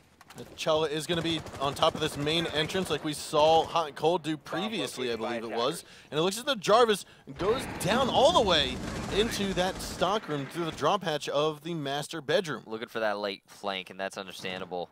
As the pressure is mounting, as the attackers start to come their way into VIP lounge instead of the south side, which we've seen them do many times before. Now we are going to have a standing wall opened up here by Habana. Adam's got to move on over. There's 45 seconds left to go. Looks as though Adam just did a little peek, but turned around too quickly, and he will be taken out of commission here by Canadian. Got to actually clear the angle, unfortunately, and we will see Adam try to bait it out. And unbeknownst to him, of course, there is a player standing there waiting. Now Pojo Man's going to have to take the damage to try to get this wall opened up. NVK, however, is here. Now I think he might have destroyed the charge laying down by Pojo. However, he will be down and taken out. Now NVK going to snag a double kill. Can he drag the triple? No, Hot and Cold is there to look on in through Red Hall to finish him off. Now a 2-on-4. Hot and Cold is going to have to get this kill inside of the piano or inside of the pool table. He does. Now he's going to move on forward with a bearing 9 in hand. Chala's going to tag 1 here momentarily. He grabs that shot, a 2-on-2. Diffuser going down. Looks like shot's going to come in. Jarvis missed the C4 kill, and therefore the plant will go down. Now it's a 1-on-2 as Chala has been injured. Hot and Cold's going to be looking for the next rocks. However, the shotgun will win in this instance. We're going to have a little bit of a reload with that SMG-11. And I'm not quite sure who's going to come out on top. Hot and Cold, here's a shot to the looks of the SMG-11 by Necrox. Will then get this round 1. CTM's going to go up 4-3. This is going to be match point, series point, playoff point going here for Continuum. And on the note of all those points that it is, I mean, if FlipSid lose this next round, they're not going to LAN. And FlipSide's been pretty consistent with their LAN attendance in their history, so it'd be quite an upset for them if they are not going to be able to make their way to this particular LAN event. They need to push it into overdrive here and get that over time in order to bring it to that third map. I mean, we've heard time and time again from the people, from the players and the teams that make it to LAN that, yes, the prize pool is awesome. Yes, playing in front of a crowd is awesome. But the biggest thing that a lot of these players look forward to is actually meeting one another. It's building those relationships. It's meeting the fans. Dude, and we have the ultimately, we have the best after parties after Rainbow Six LANs. Let me tell you, we have the best. I mean, even after every play day, I remember the last season, after the first play day, since all the North American teams got first rounded, it was like a little bit of a mini North American party where they all got wasted. It was great. Mini North American I wasn't party there, for losing. But gotcha. I got to hear the tales. The overall party though at the end of after the end of the finals was fantastic. Dare I say a bittersweet ending? I had to. It was good but bad. Yeah, it was good. Listen, I mean, guys, obviously, bittersweet is a team playing later on this evening. I was really bummed because I didn't get to make it because I had to cast the next day. I was like, I couldn't just you know, get wasted with everybody. But they had fun. They had fun. So we are going to be here, like you said, on match point, series point, and ultimately, this is going to be playoff point for Continuum. Now we are getting underway with 2.5 minutes left to go in what could be this final round. FlipSide's going to have to step it up. Yeah, Continuum, as you can see, starting over in Aqua, trying to start that clear from the southwest, and that makes a lot of sense. That's the farthest stretched area for FlipSide. If they were to have a roamer over here, it would be the most dangerous position to be playing. Continuum obviously is counting on that. Too far away from the bomb site. Actually, exactly as far away from the bomb site as you can get. There is a roam, however, coming out from FlipSide. It will be above the bomb site over by the east side. Like this angle here from Chala, this actually will be predicted. This is, while it seems a little bit surprising, players like Canadian is going to understand that this position is played. Oh, he's going to peek his head up. Wow. He's actually going to tag Canadian down, and that's going to be Diffuser dropping as well so in the second floor hallway. Canadian did read into that, and he did get the angle. He just missed the shot, and Chala now going to be on top with that man advantage. Well, I mean, even me, I wouldn't be expecting someone to be peeking their head up. Like, if I were to go over there, I'd expect someone to be prone. Yeah, usually they're going to sit prone, you're right. Now, NVK and Chala both going to go head-to-head. It looks like NVK is going to come out on top as the Blackbeard, that's BC, will finish off Adam. Now, a 4-on-3, what previously looked like it might have been a FlipSide round, unfortunately, they're going to be down one man and still 1/3 of the round here. So, unfortunately, yeah, like you said, that FlipSide roam not really going to work out for them in this round, and now CTM have such a man advantage and control advantage, more importantly, moving forward here, that it's going to be difficult for FlipSide to bring it back. We still have smoke on the board. We still have the yokai, and so it is very possible. Right, we even have if C4. FlipSide, we do have the C4. It's very possible that FlipSide can still manage to hold off the plant, but they need to be cautious, and they cannot lose anyone else. Pojo Man is going to take quite a bit of damage. C4 is going to come out, does a little bit more to him, but it does tremendous damage to Jarvis. Now that's going to be the sleds going down. First gas grenade. I'm sorry, the last gas grenade looks like it might be tossed on out here. However, Hot and Cold will be taken out. The trade comes back here from Mint, though, and this is still looking very good. The yokai looking like it might prevent BC from getting in through. Necrox is actually going to be in sight, trying to go for the plant, and I wonder, will Mint get on in time? No, a wonderful Pojo! shot there by Pojo Man. Tremendous game sense there. Now the last man alive is going to be BC. This is looking like with 7 rounds left to go, 7 seconds. Pojo Man could get this shot here. Looks like he goes, no, it's not. Can Mint secure it? He's going to try to go here. He's got the mirror window on the side. Mint's got plenty of time. He's just got to look on the right side. There he goes, and he tags him on down. FlipSide not ready to give this up yet. We're going to overtime on map number 2. Such a nice try there from BC. A Continuum seemed like they had that round in the bag, but a well-placed C4 and just some good trades back and forth with Continuum, and FlipSide managed to sneak their way into overtime with an excellent defense of that kitchen. That's so the wall bang we saw from Pojo Man onto the Hibana Pure game sense. Was game sense, but it was also practiced. Knowing, because they didn't shoot. Yeah. They didn't open up any of that wall. They kind of baited them out, saying, okay, we know you're not going to plant at the door. You're going to most likely tuck yourself into that corner. Guess what? We already know that we can shoot right through the wall here. And that's exactly what we saw Pojo Man do. Now overtime starts itself out here. We are going to have Continuum's defense first, FlipSide attack first, and Continuum's going to opt to go for that master bedroom defense again. Might be having a rehost here, ladies and gentlemen. So with that, we are going to have a rehost.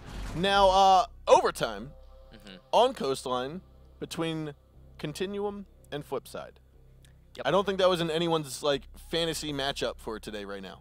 Well, I mean, when it comes to the maps, I think everyone's a little bit surprised. When it comes to these two teams, I think this is a fantasy matchup. I mean, yes. Both of these teams, these are two of the best teams of the North American scene going up against each other in a decider match. I mean, that really just emphasizes also the other teams coming out of the group stage who have already made the way into the playoffs, like how incredibly skilled they are. I mean, thinking about the group. So again, this is the final decider match for Group A.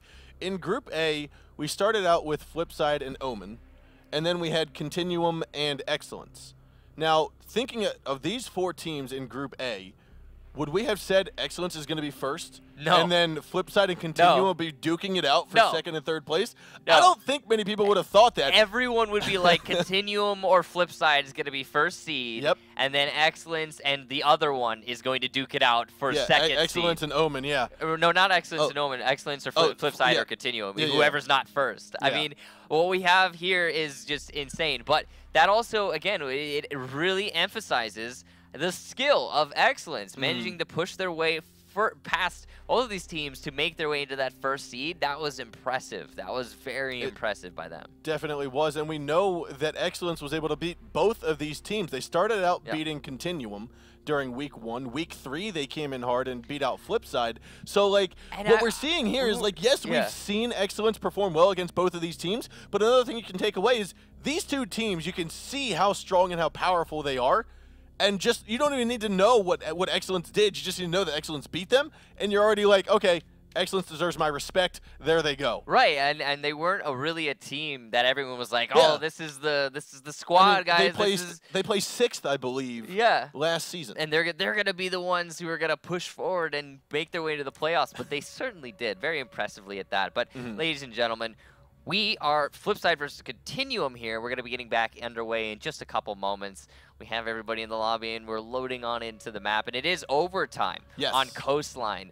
A map we weren't expecting, and the matchup has thus far been very good. Hot and Cold got my, like I said, we're going to get into the game right now. It's overtime, 4-4. First one to win 2 rounds out of the next 3 are going to win.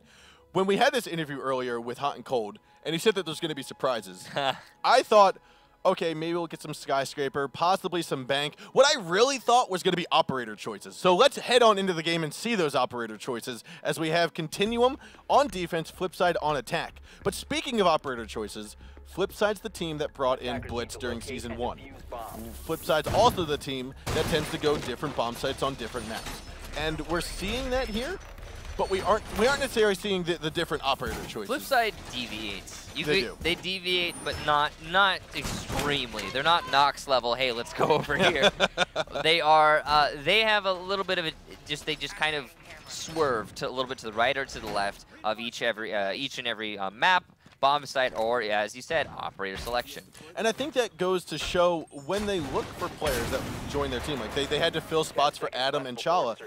When they did that, they said, we need players that are flexible. We need players that are variable and are able to play different roles and different operators. I mean, you would have asked me last season, hey, Adam, are you going to be playing Ashe? Are you going to be playing Jaeger? I would have said no. You said you're going to be playing your Rook. You're going to be playing your Doc. You're going to be playing your Mirror. You're going to be playing those on-site anchors. Here, he's playing these 3 speeds to get off-site. Yeah, and it's really, it really is a testament to the versatility of all the players. You're definitely right there.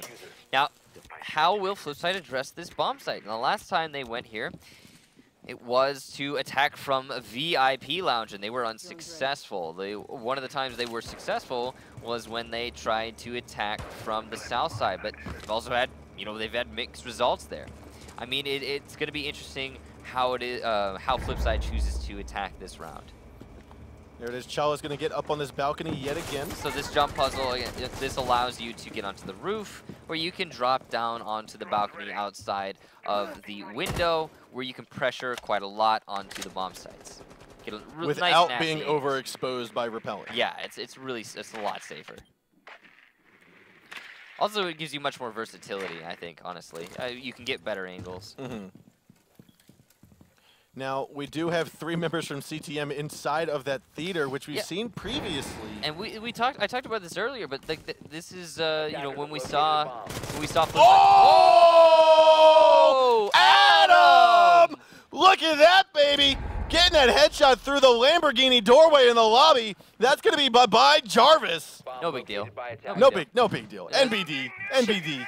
It's just a Valkyrie It's contest. just Adam. It's just Ashe things. Adam knows. Ashe things. Adam knows. It's just Ashe things. And then from that, we're just gonna go ahead and we're gonna switch. Slow it down. We're gonna go into clearing from Aqua, going for that roam clear. Spot out that NDK. Very calm gesture. Just gonna move in forward. Now Adam is still going to be outside. He's going to move in forward. Gas grenade, however, is going to force Pojo Man into the site. and I don't think they realize it, so he could go down and plant this charge. He is going to try to go this down. Necroc's going to go for some fight against Mint. Now the plant will go down successfully. No, C4 from underneath. It does not go down. Very nice save. Going to happen by that C4 toss. I don't know where that came from. Canadian, however, will pick up a double kill on a Mint and Pojo Man. Adam will finish off NVK. Now a 2-on-3. And we have Hot and Cold falling to Canadian inside of EIP. Diffuser still not planted, and it's going to be tucked away inside of the theater, inside of the penthouse. Chalice now needs to get off of that rooftop. He's got to give away that angle he had on top of the big door, and he has to help out Adam. And they are going to repel on inside. Canadian picks off that kill. That's going to be 3 for him on this round. And could he get the last kill here onto Adam? Oh! Adam says no! He's going to move on forward, try to pick up this diffuser. He's going to go for this plant into the corner. This not going to be the rotation! This slow as a snail slug 3-speed, 1-speed will not get here in time. Plant will go down. BC almost getting it. Woo! Look at the wall bang. Adam got 1. Could BC get another? 1 bullet from either of these guns onto either of these players will finish them off. This is, again, overtime round. And are we going to see FlipSid come out on top, or are we going to see Continuum? This, again, just have to stay tuned. We've got mere seconds, around 30 seconds to go. Adam looking around the window, looking like he might spot BC, goes for the shots, and down he goes! Adam! That is Adam securing this round. That is round number 9 going in favor of FlipSid. They now are up by 1 here. Adam with a 4K, Canadian with a 3. So here, oh, I'm sorry, that was Canadian with a 4K. Yeah, Canadian with an excellent 2 4K. 4Ks. Canadian trying to step to Adam, but unfortunately Adam had the support of one of his teammates who got a single frag, managed to make it just so Adam could clutch it out there. Great job by Adam and Canadian. Yeah. But if we also take a look back at the rosters, and we talked about the analytics, anyone on FlipSid can help carry their team and help deliver the package that's needed. If you just have Canadian, he doesn't have the support of the rest of his team sometimes, and that's what we saw with some of the KDs. Can we take a look at that scoreboard for just one more second? See, you can see Chala there with that one kill, that singular kill. And that is the difference between the round win and the round loss. I mean, Adam with fantastic play apart from that, but I mean, you know, Canadian would manage to step 2. It just, unfortunately, no one from Continuum also managed to step 2. So we are going to have FlipSid go down to their first hold. This is their first hold, which, again, the first time they tried it, were unsuccessful. The second time they tried it, they were successful. And this time, we'll have to see if it's going to go in their favor or go into the hands of Continuum. This is going to be map point, not series point right now, as FlipSid did not win the first map on Bank. Right, so we do, or FlipSid obviously, I'm personally hoping that we are going to see a map number 3. That's going to be on Consulate. Yeah, if we do see FlipSid win this round, it will be Consulate. But if Continuum manages to bring it back and win the next 2 consecutive rounds, we will see them walk away with a 2-0 win on this series. And that would be BC taking massive damage, repelling onto this east window. So did Chala, though. That's going to be a trade back and forth. But honestly, I'd say in the favor of the defenders in that instance, considering that Blackbeard is so heavily reliant on those shields. Now, he's going to be able to be shot in the torso. Meanwhile, the Bandit's still got his speed to work with. And he'll die, yeah, both of these players will die into 1 or 2 shots to that torso. Yep. Yeah, you can see CTM, they're just trying to clear out that top floor to deny the top-down hold. And they're doing it the same way they've done in the previous attempt here, which was just from the inside of the building, instead of trying to pressure from the trophy hallway and shower room, because the time that they did that, it was unsuccessful as the C4s came from below. Now Adam is going to be droned on out inside of that theater. Some walls shots are going to go in through, not finish him off. However, Chala will be injured. And there's NVK finishing him off. Now Chala, or sorry, that's Adam. He's going to be collapsed upon. More bullets going through the wall, and it looks like NVK, not quite sure where he's being hit from. More shots going through. Adam's going to pick off 1 before he is then traded down. Oh, a pistol kill there by Adam. Tremendous job. BC's going to swing it on up. A 3-on-3, but some more C4 from underneath. Mint's going to come up there with that shot down. And now a 3-on-2. Tremendous job here by FlipSid. Adam should not have been able to get 2 kills from that position, but backed into a corner, he manages it. And now the CTM, who should have had full control and man advantage, if not for Adam, are the ones put into the prickly position. They're basically licking their wounds right now and saying, how do we salvage this round? With Necrox and Jarvis, the last two alive, they don't have necessarily NVK and Canadian to help them get this win. And they have to salvage this round too, because if they don't, we're going to map number 3. Now, fortunately for CTM, if they don't salvage this round, if they don't win this round, they've got the buffer. They do have the buffer. But that's not something you just want to juggle around with. You don't want to get map number 3. You want to lock it out. You want to be done with this match, and it's gonna get into. Oh wow, Necrox didn't see the mirror. Ooh, what happened there? And Pojo Man trying to swing down some shots. And we also have Jarvis has moved into the corner. Looks like he'll be injured. Last minute lives go to Necrox. He's inside of that front main lobby. He's going to blind himself just a little bit. Mint's going to go with some shots. He's to the right side. You've also got Jarvis or Necrox to the left. And Mint comes swinging in with a pistol. Wonderful job there by FlipSid. That's going to be map number 2 going into their hands. We are headed to map number 3 going to Consulate. Ladies and gentlemen, what a series this is right now. Yeah. What a map. Insane. All right, I just want to say that this is what I expect to see when we see new maps come into play. I want to see different bomb sites. I want to see a variety of strats. I want to see a variety of gameplay. And all around, I want to see gameplay just like that. Yeah, and let's take a look at some of those highlights from that previous match and see what it was that happened to bring it to overtime and have such an incredible Coastline play. I don't know how they hit these crazy shots. That again was Hot and Cold's team kill, thinking that he was the only man alive, so he's like, hey, someone moved, I'm gonna kill him. Yep. Accidents happen. Now there, unfortunately, bad, was Mint getting blinded, taken out, but the trade by Chalo was tremendous there. That was a nice play there from Adam, getting that double kill, putting his team in the advantage, which allowed for the round to be locked out afterwards. Reading into that hold from CTM. Nice flank there from NVK, and then Hot and Cold with a valiant effort, but unfortunately he did not manage to win that round. Nope. Now, the wonderful C4 toss, this actually I think may have hurt Pojo Man just a little bit. No, it didn't hurt him at all, as far as I can tell. No, it shielded him. Great cover. There's that wonderful wall bang. You could see that the wall was not been touched, so therefore just a clean shot through. And then BC just did not have enough time in that round. Look at all these highlights. There it is, Adam. There it is. Congratulations. You tried to open a doorway. You got a kill. Congratulations. And you won the round. You avoided Battle Eye. Yeah. Congratulations.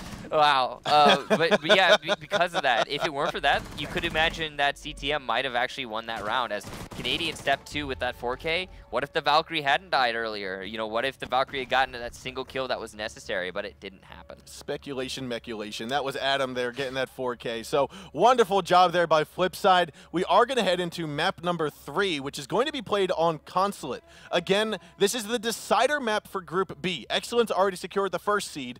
This map, or this series, actually this map as well, will decide the second seed. Now the importance of that is the top 2 seeds from Group A go into the playoffs to then try to get their chance to make it to LAN. Yeah, so there's 2 teams from Group A and 2 teams from Group B, of course, that make their way into the playoffs, and 3 of those 4 teams from the playoffs will get to LAN from North America and Europe. And 2 from the Latin American scene. Yes. So there's a 75% chance that you're going to make it, but it's still going to be quite a fight. It's still, like I said, still quite a fight. Bottom player. You don't want to be that because previously that was Continuum, I believe. No, Continuum placed 5th and 6th. That was That's most right. wanted. They didn't even make it. That into actually the was this. That was Excellence. Because Excellence used to be most wanted. Mm-hmm. Oh no, it was Ominous. Ominous. Okay. That's who it was. It was Ominous, and then they disbanded. Okay. Rip. Yeah, that was unfortunate that Ominous disbanded before they got into the season. They actually qualified for the season, but they did. Because they disbanded, Omen took their spot from the Challenger League, and they didn't make it into the playoffs. Like they finished already. 4th, they finished 4th. They unfortunately lost to FlipSid, and then onto Continuum. But long story short, ladies and gentlemen, this is going to be the 3rd and final map in this series. We're just waiting for the lobby to finish up getting filled in, and then we'll continue on to Consulate. Now, thinking about Coastline and seeing what we saw today between these 2 teams, does that give you hope that we're going to be seeing this more often? Coastline? No. No. It doesn't give me hope that we're going to see it more often. I wish that we would, but I think that it was just FlipSid managing to sneak that into the map rotation. I mean, in Now all the honesty, question- we saw some good strategies from Continuum as well. No, we saw them from both. No, absolutely. I mean, you can tell that Continuum really have practiced up. But, ladies and gentlemen, we're getting into Consulate. As we load in here, this is the final map of this best of 3, and both of these teams are back against the wall, as both of them are expected to make it to land. This isn't just a case of who's going to make it, who's not. It's a case of, I mean, both of there's so much expectation on both of these teams' shoulders. In that, you know, they've got tons of fans who are really rooting them on here, and the team that doesn't make it is really gonna, you know, it's gonna have a hard go of it. I mean, we saw Continuum last season; they didn't make it to land, and that was a huge shocker to most. It was, and it wasn't that they didn't just make it to land; they also didn't make it to the playoffs. So that was a big shocker, and I think it'll be a shocker again. Yeah, they got eliminated if they don't win this game either. Yeah, I mean, FlipSid is if there's a team that's gonna take Continuum out, it's gonna be FlipSid though. Let's be real. Yep. Let's see if FlipSide is able to do it though, or if Continuum's gonna be able to push their way forward into their dreams of Cologne, Germany, as they are starting on defense in the basement and FlipSid on attack. Now, in terms of map preference, I have to say this is slightly favored towards Continuum. This is a map that Continuum is individually, the players of Continuum are really comfortable on Consulate. Agreed. One of the things that I do recall about FlipSid, and bear with me, I think this was during Season 3. They were going 3 of Year 1? Season 3 of Year 1. Wow. We're bringing back the phone books from here. They, FlipSid was actually able to get a plant down with only putting one man into the building. They put one man into the building, got the plant down in corner office, and the rest just repelled outside and got the win. But so they are comfortable on this map as well, which I think is going to be paramount to basically showing that these two teams are meant for each other. Yeah. These two titans, as they clash here, we are going to see Chala rappelling onto the CEO windows.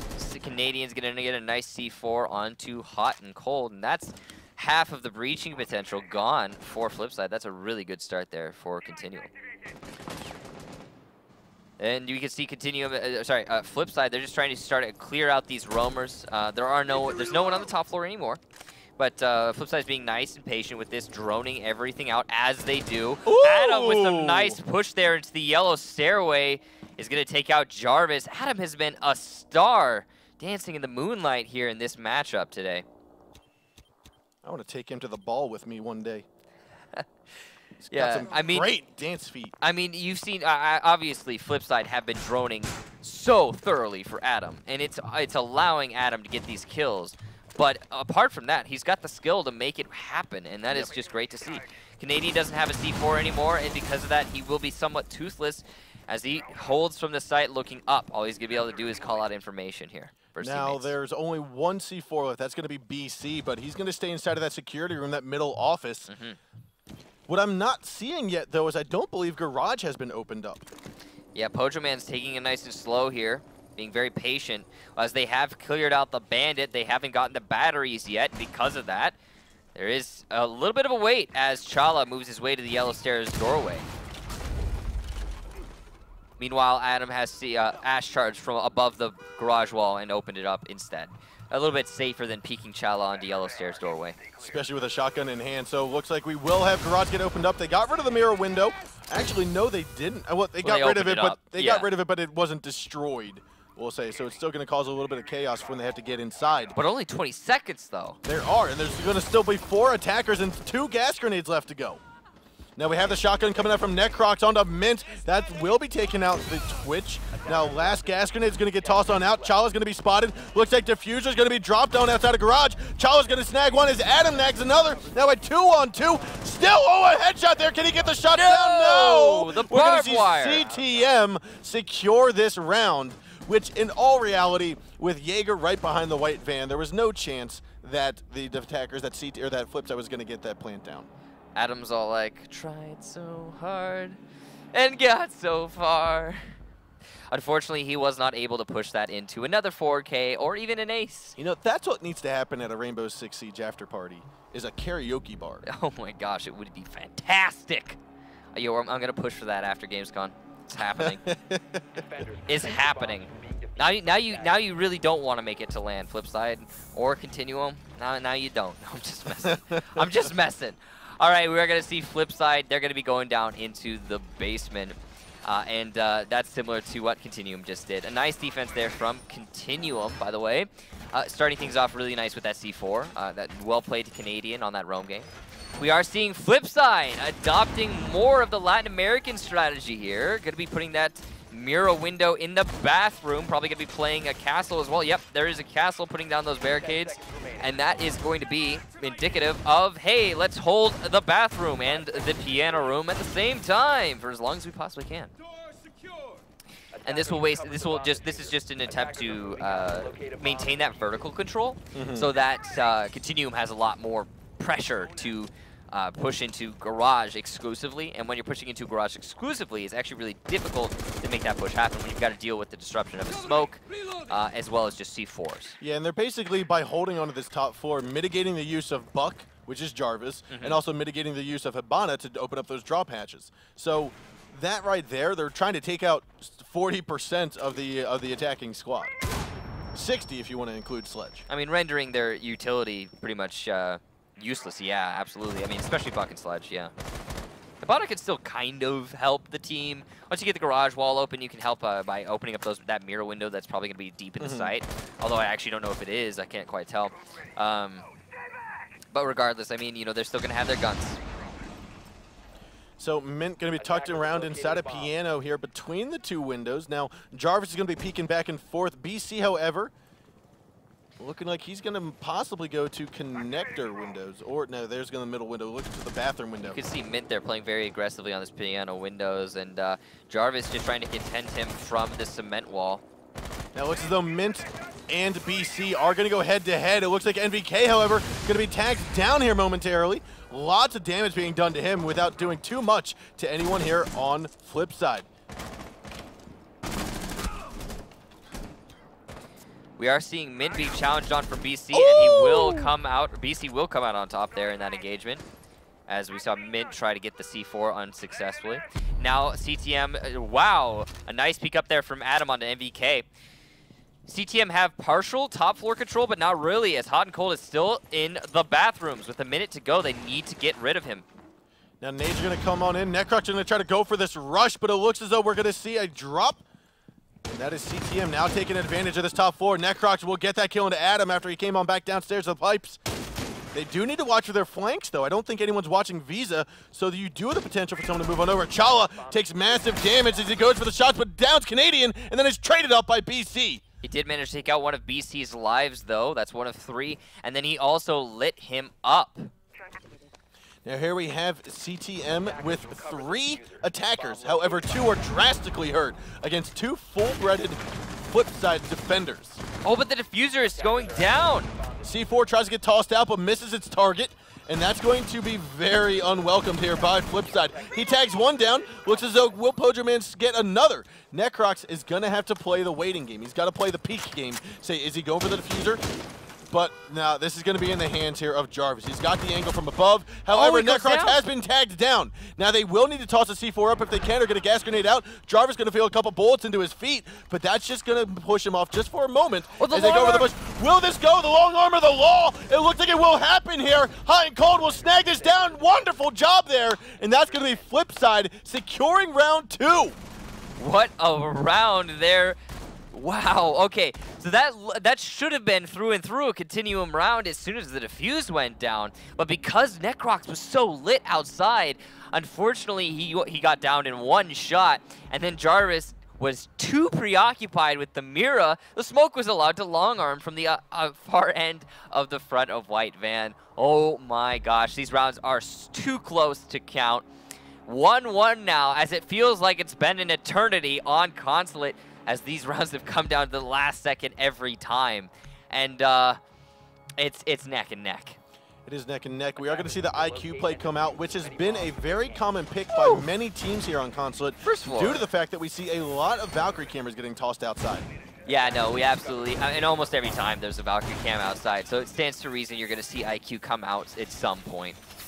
And that's just FlipSid with some good read there, as there is a Jarvis, and he is liable to put that outside camera. First floor coming out for CTM rather than the top floor after successfully defending the basement. I mean, we've said it before, and we'll say it almost every time we come to Consulate because it's such a, you know, it's so different in that from every map in that you can defend any site you want. Look, any single one, they're all completely defensible, and that is really just fantastic, isn't it? Just It is. now, CTM going to be investing a lot of their utility upstairs in an attempt to slow down this top-down clear that is likely to come from FlipSid, which is what they're setting themselves up here. Ooh! Mint starting things off fantastic there with a kill on a Necrox. Wonder where that was. That was onto that was the top of Spiral. Top of Spiral. He was just spraying through the hallway bench's windows, and I think he just got a little bit lucky there with a wall bang. Yeah. No, that wasn't a spawn peek at all, I don't think, from the smoke. It doesn't look like it. I think that might have just been another Adam-like shot through some windows. Wow. Yeah, it was from Mint, but yeah, no, definitely Adam-like. I don't know what prune juice they're drinking, but I want some if that's what it's going to do for me. So, I mean, Adam and Mint just showing that they can have tremendous game sense and try to win some rounds for themselves. 2 minutes to go here, though. Yeah, there's still the chance that Continuum can maintain this round, despite losing that player early on. Ooh, oh. NBK's going to try to skedaddle on out of that middle kitchenette. Good cover there from Adam. Now FlipSid have control over admin. You know, admin. I was like getting tripped up there. I was like, wait a minute. Am I trying to say a player's name? But they have control over admin nonetheless. And that Ash charge right there is actually going to be just to clear out a pre-placed C4. That there, I actually don't know if there was coming from Continuum, but that's when we've been seeing that's very common these days. Yeah, it was that or just to get rid of the barbed wire. But typically with that barbed wire, you'd have a pre-placed C4. Yeah. Underneath. Now, Canadian gonna try to swing that MP7 in favor of his own team to take out 2 kills onto Adam and Hot and Cold. Gets a 3rd one down, and that is Canadian, again, just tremendously coming in full force to swing things back in favor of CTM. Ladies and gentlemen, I'm talking about stepping up, but he does get finally finished off by Shala, and there's gonna be the Mint likely to pick him up. Now, the down call was happening, and we're going to see a C4 toss from underneath. Could this be it? No! Chasing after that kill actually might have cost CTM that round. The C4, likely to be very useful moving forward in the round, is now going to be rendered useless. They still might have one here on Jarvis. I don't know if he's used his already, but yeah, he does have one. However, they're going to have to come downstairs to get this plant down. Yeah, both of the defenders are in bathroom. We could just have an attacker contest from the drop down as the other one drops down the drop down and plants in the site.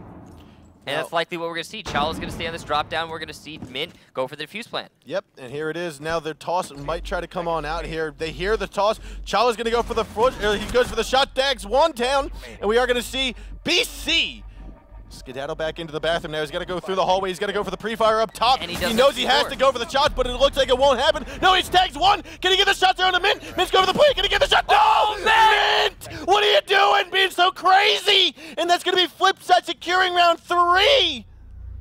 What an insane clutch from Mint to lock out. Jeez, these rounds. You give me a heart attack. I'm 20 years old and I'm going to get a heart attack. So this is the only series we're doing tonight, right? No, ladies and gentlemen, this is the first series. We still have a whole nother series of tremendous gameplay right after this match. And it's going to be between Elevate and Bittersweet GG, formerly known as Ferocity Esports. Which, you know, no association with the previous Ferocity Esport that we saw way previous. Year 1, Season 3. Yeah, way back in the day. Yeah, no.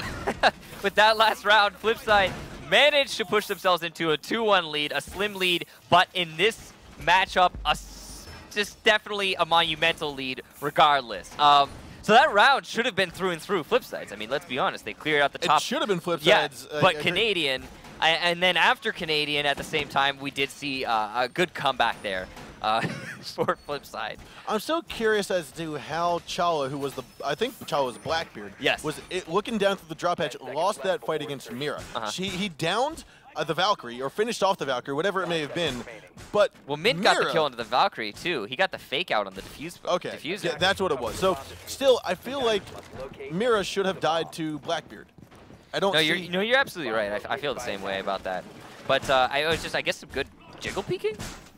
Well, we'll call it jiggle peeking. I don't know how good you can jiggle peek on a 1-speed, but he did though. I mean, did obviously Chala just kind of had a little bit of potato patata, but that's okay. You know, it happens to the best of us, ladies and gentlemen. All the same, Mint did really step it up and managed to win that round for his team anyway. Now, Continuum attacking onto. Oh, look at that! I believe. Yeah, no, it's well, yeah, they're attacking onto admin. They're trying to clear from the top floor downstairs, same as always, and it is going to be FlipSid defending from the first floor. Again, similar to Continuum, it's been a complete carbon copy of sites defended so far on Consulate.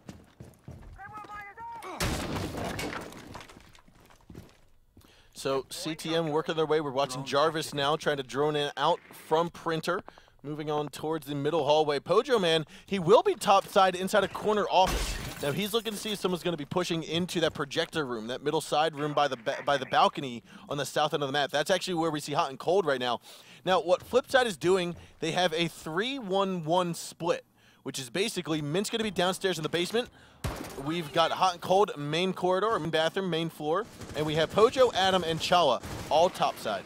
Yeah, these topside defenders are going to be trying to stall out the attack from Continuum upstairs as long as possible. The guy on the site, that's going to be the smoke, is going to be just solely responsible for denying an immediate defuse plan. And then the guy downstairs is likely to have a C4 ready to go in the case that, again, someone tries to push into that main lobby to deny that defuse plan via the drops. Now, you can see the nerves of steel that Adam has. You saw the bullet holes right at the tips of his feet. The bullets were coming in. He knows he's in a safe location, so he doesn't necessarily need to wait or be too anxious, but he has been droned out. So Canadian's going to go for this pre-fire push here. Uh-oh. Flashbang's going to come in. Adam knows it's happening. He's going to go for the shots, but he misses, and Canadian comes out on top as Necrox takes out hot and cold. That's also going to be the smoke inside of the bathroom that's main floor. And unfortunately, I don't think the defenders have anyone that's actually on site anymore. Actually, no, Pojo Man has gotten back. Chala's also rotated back on the site. So with that, Continuum might have a tough time trying to get the plant down. However, no, Pojo Man gets removed from play by Canadian. We are going to have a C4 get tossed on out. Canadian already expected it, and he goes for the fake plant. And there is Mint trying to tag one down, but it's still a 4-on-2. Mint's trying to get back to top side, try to get inside before the plant goes down, but nope. That is going to be round here for CTM. Yeah, it would be an almost impossible comeback here for FlipSid, but they might make it happen. No, Chala's going to get taken out by Canadian. Canadian doesn't know he downed Chala, though, as there are no point notificators in the Pro League settings. Mint's going to be the last defender left alive now as he goes for he tags one. Can he tag another? Nope. But there's Jarvis swinging on in, and that's going to be round ending for CTM. A very clean round for CTM at that. Very, very clean. Look at that. Doesn't even need to open the door first. He knows. He knows. So a clean round for CTM. They cleared out the top floor first. They even applied some pressure to the main floor, getting that smoke off early. And then it was just a simple matter of, hey, okay, we have vertical control. We also have nobody sitting on the site. Let's just go ahead and plant. That's all she wrote, really. Now 2-2. It doesn't look like either of these teams are going to be able to walk away with a serious lead here. And we will have FlipSid going back on to attack and Continuum sticking back down into the basement where they were previously successful. So it's been a complete repeat so far in this map. Both teams have won their basement defense. Both teams have won their first floor attack. Will that pattern continue, or will FlipSid be the first to disrupt it? Now, we do see Continuum bringing out the Rook again, foregoing the Valkyrie this time instead of foregoing the Bandit. So that's going to give them a lot less visibility, but they also know that, generally speaking, FlipSid brings that IQ. Now, this time they're not, so that mind game is actually going to go in favor of FlipSid this time. Yeah, I'm really surprised by a Rook instead of a Valkyrie. I feel like a Valkyrie is infinitely more useful in this circumstance, and especially in this meta overall. I can't help but feel like the Rook might be a personal pick. A situation where a player's just like, hey, guys, I really want to play just this guy. I want to play this guy. I need my Rook. I mean, I'm feeling it. We've seen that before with other teams, not necessarily with operator selection, but with going with their gut, going with what feels right to them, going back to their roots and playing their style, as opposed to maybe a strategy that they've been working on for some time. We saw it with Elevate and how they won their previous matchup. No! I'm sorry to interrupt you there, but Canadian being taken out early on in this round, Canadian, as you all know, has been throughout this best of 3, just really stepping to. And him not being on the board anymore, that's a lot for FlipSide. But he also wasn't downstairs in the basement where typically we see a bandit. He was roaming all the way over in Printer. I think he pre-placed his batteries and just kind of went for that deep roam. And now Continuum's got a lot of pressure mounting for them.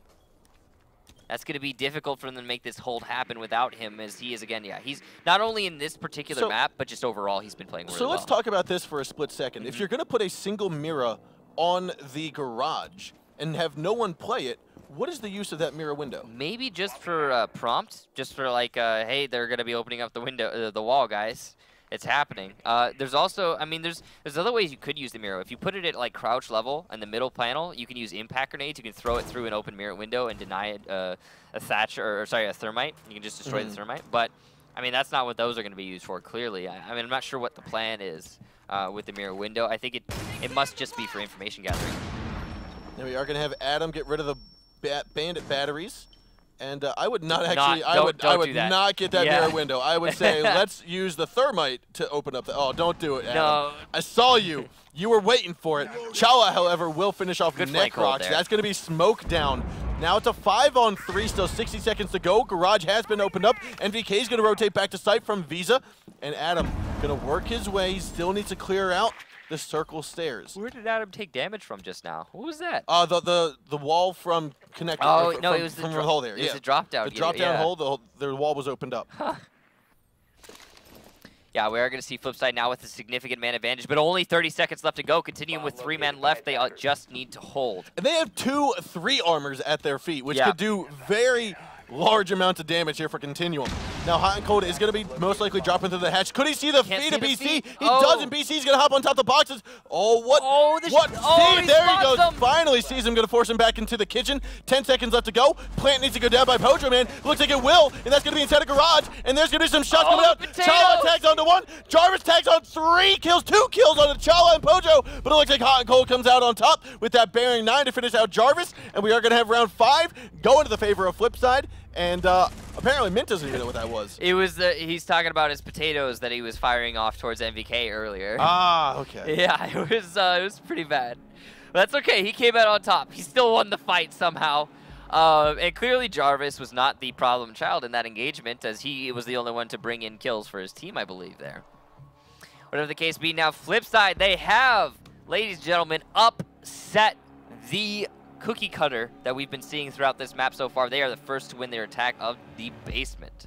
Ooh, now Pojo Man opting to go for an Echo instead of the mirror. We saw him on mirror. He traded off with about 3 seconds left, picked up the Echo, and I gotta say, I think that might have been the right choice here. We oftentimes do see Mira on the basement hold, but oftentimes also we see a plant go down, even with mirror windows. Mira is one of those, okay, now my explanation is going to be a little weird here, but she's one of those situational operators that we see not situational anymore because she's so prevalent that teams have been like, okay, well, if we're bringing a Mira here, let's try working her in over here as well. And on a map, on a site like Garage, she is useful.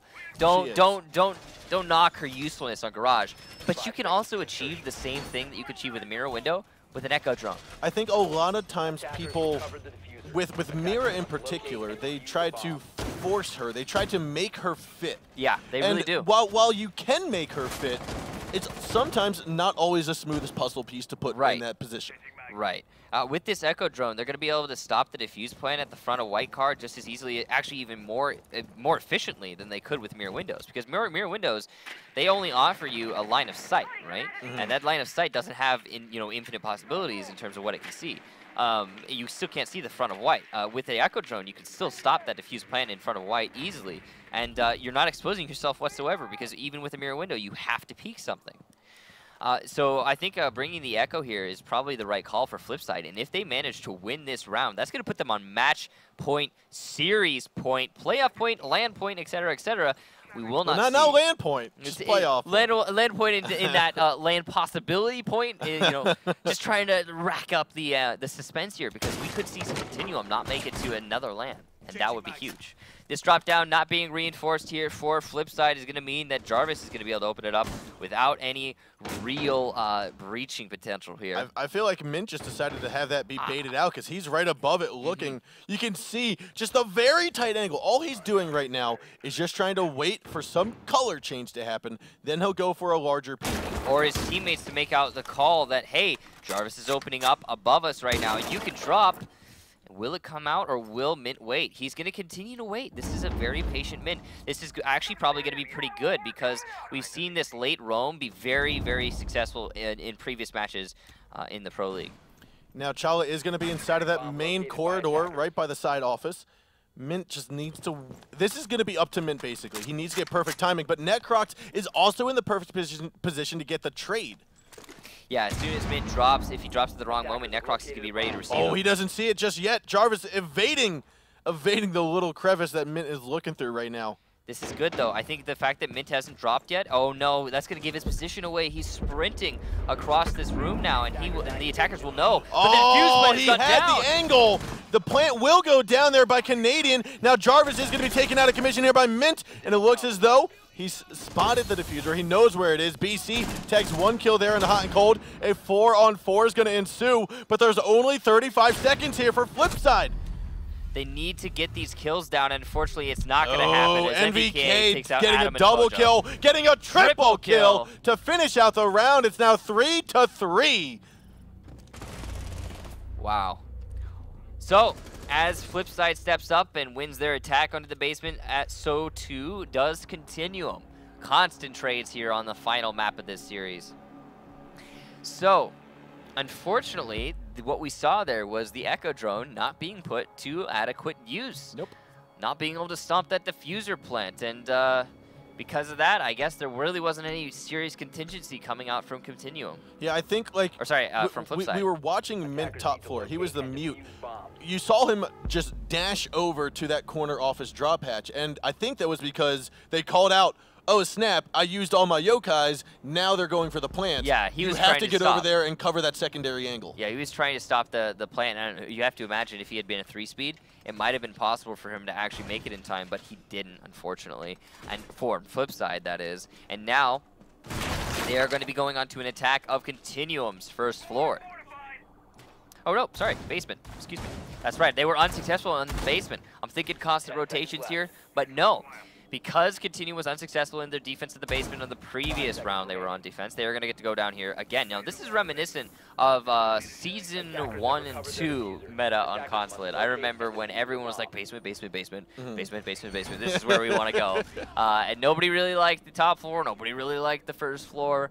And yeah, no, clearly both these teams do very much favor that bottom floor. We're going to see FlipSid start to clear from the east to the west, beginning with admin. Same old FlipSid, nice and meticulous, clearing out as much as they possibly can. Swapping mags. Now, taking a look here, we are seeing a quote-unquote standard push from FlipSid to get into admin. What is a little bit different that I'm seeing is the Twitch drone, instead of basically going for the mirror windows, is actually droning ahead for Adam here. Typically, that Twitch drone is used to go directly to where the mirror windows are, open those up, and utilize that aspect. I mean, yeah, no, you're absolutely right. But I think in this instance, as we talked about earlier, the mirror windows are useful in the basement hold, but they're not infinitely useful. They're not like basement organ hold useful. Yeah. So I don't think it's the highest priority. MVK and Canadian both are going to get droned out here, which is going to force them to relocate. They're going split. Now Canadian's going to be top yellow here. I don't think Adam realizes it. So he's actually going to drop, look in towards the connector, and Canadian moving up forward. Mint might be caught off guard here.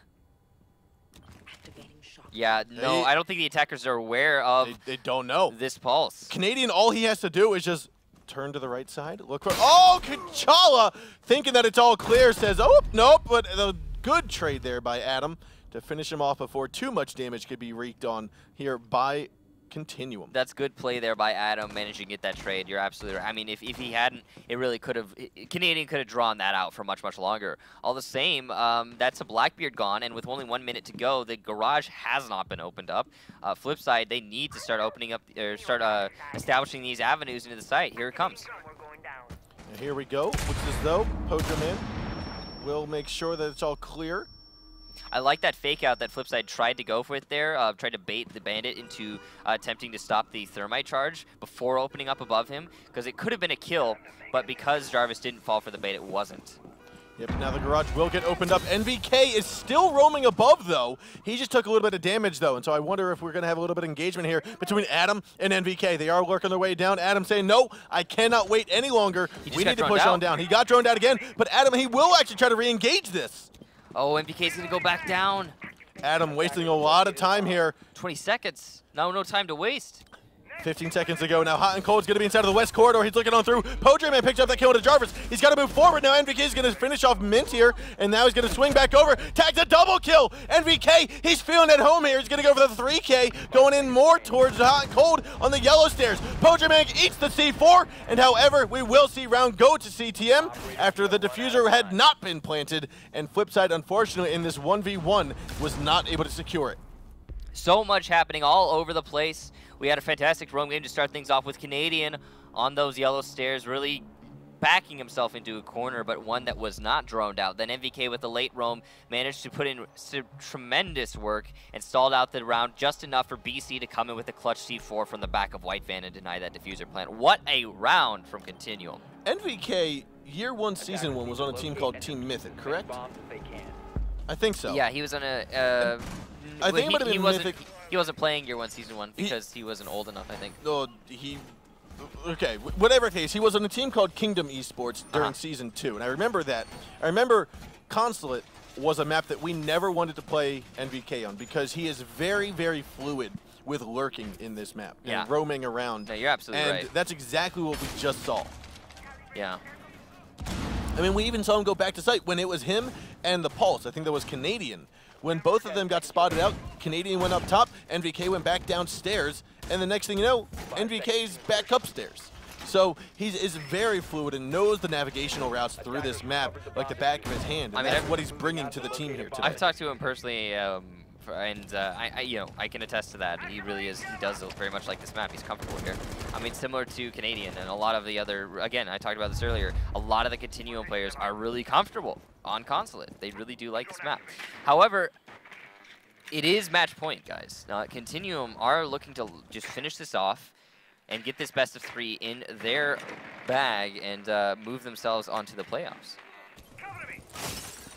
So match point, series point, playoff point here, ladies and gents, as CTM is going to push their onslaught into the piano room here momentarily with BC, keeping an eye there on Hot and Cold inside of the bathroom.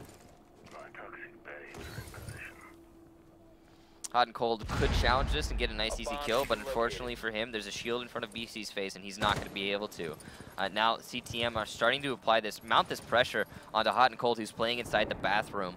And they know that they need to get rid of him because he's been a thorn in the side every time. Oh, Jarvis going to try to rush in here with a shotgun in hand, grabs it down. Wonderful push there, and Hot and Cold will feel the wrath of that buck shotgun. That's going to be the first man down here in what could be the final round of this series. NVK, he's now in control of the yellow stairs. Blackbeard, that's BC. He's able to hop off and go down towards garage now. Batteries being removed from play. I think that was probably the most important kill of this round. Yep. If Continuum managed to win it, it was exclusively because they took top 4 control so early without any contention at all. Garage will get opened up. Barbed wire's going to get destroyed. That's going to allow NVK to push in forward. Now, I would expect NVK to reload here. He only had 12 bullets in his gun.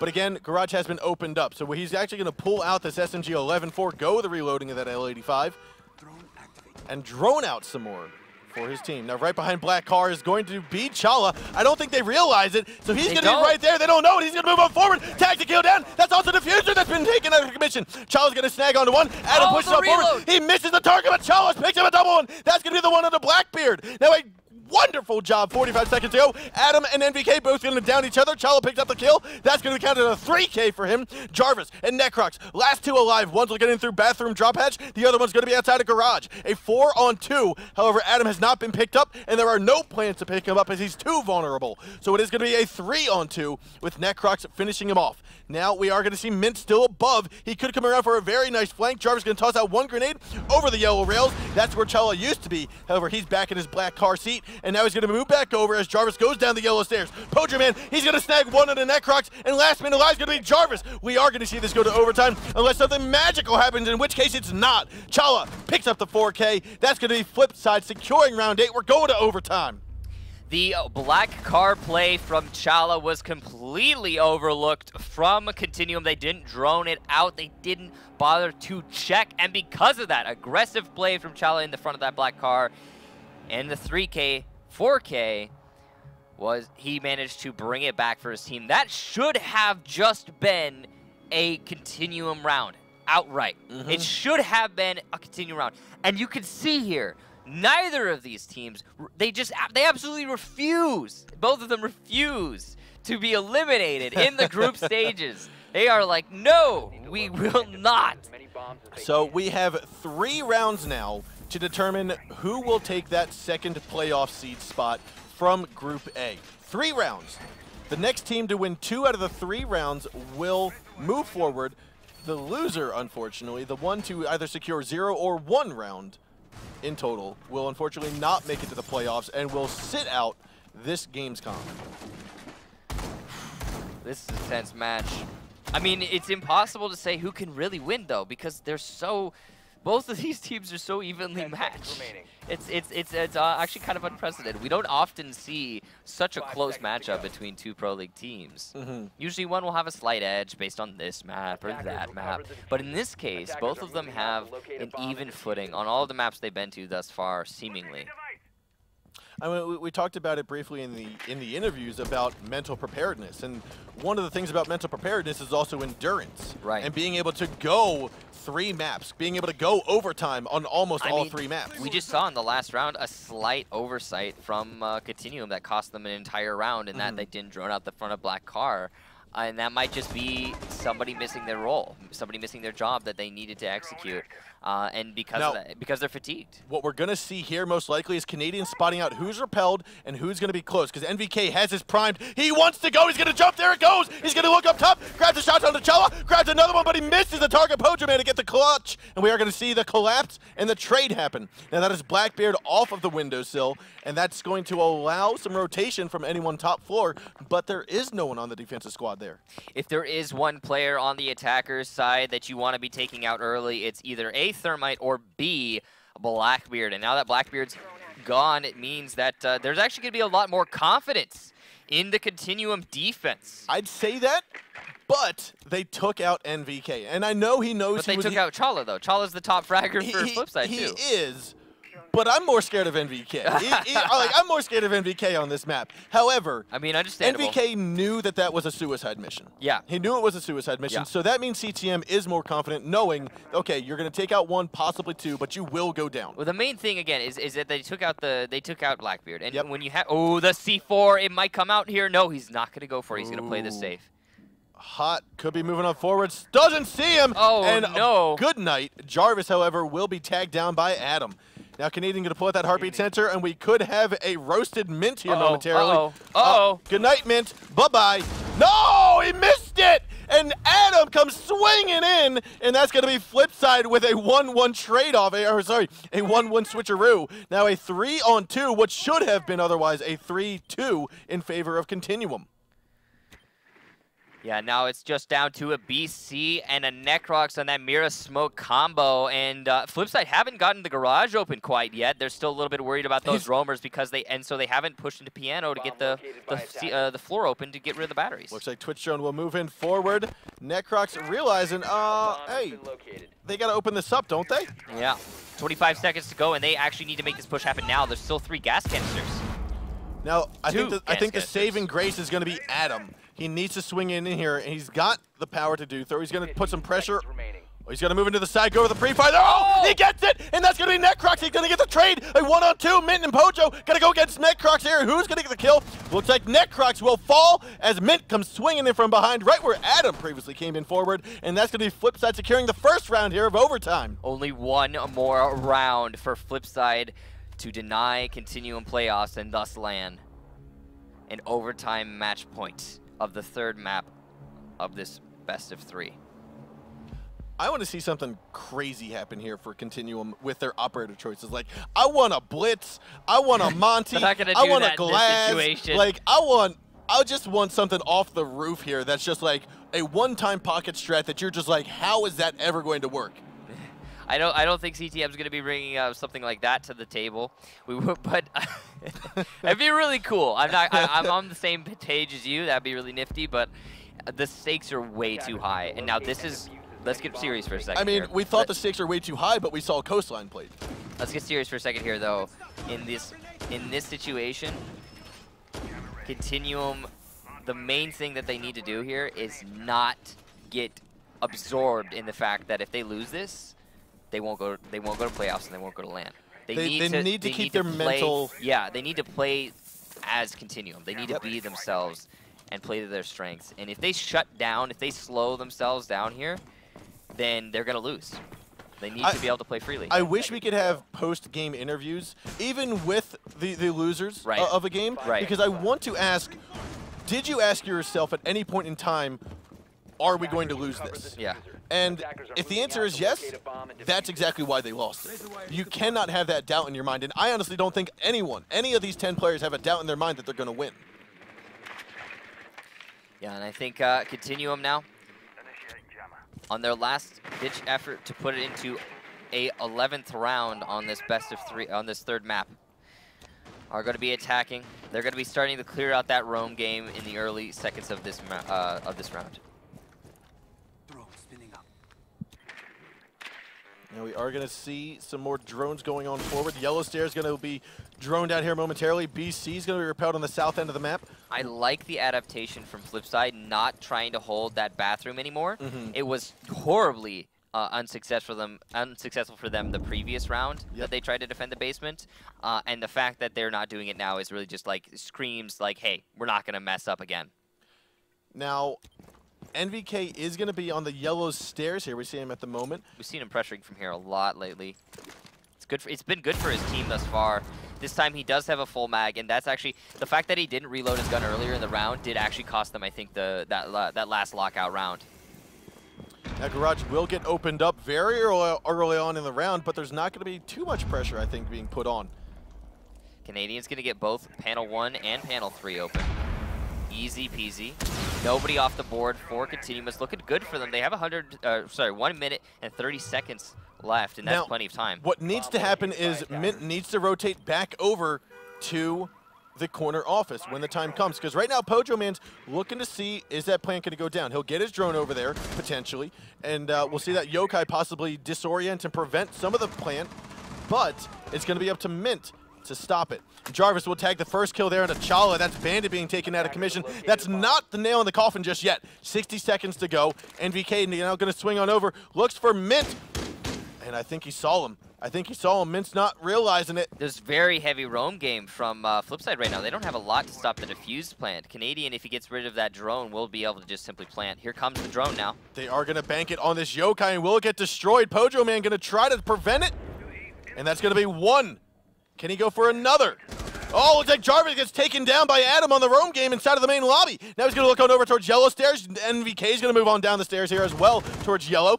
Necrox still inside of the bathroom looking to challenge a little bit. There's a shot. NVK knows exactly where the head is, and he will take it on out of Pojo Man. A 4-on-3, 20 seconds to go. Plant's going to try to go down here momentarily by BC. However, he gets taken out of commission. A wonderful job by Mint and Hot and Cold. A 2-on-3. Adam and Mint, they're going to move in forward. They're still top side. Hot's going to move in forward. Grabs the shot there onto NVK. NVK and Necrox quickly going to go to Adam and Hot and Cold. Last man alive, Mint. He tagged it down. 2 seconds to go, and Mint is going to grab this one. The plan has to go down. He's around it. No, can he see the booty? Smack the booty, Mint, and does it, and that's going to be it. FlipSid tactics. They're going to go to the playoffs, securing this third map against Continuum. Continuum, unfortunately, will not be headed into the playoffs, will not be headed to land, and we will not see them at Gamescom. Whew.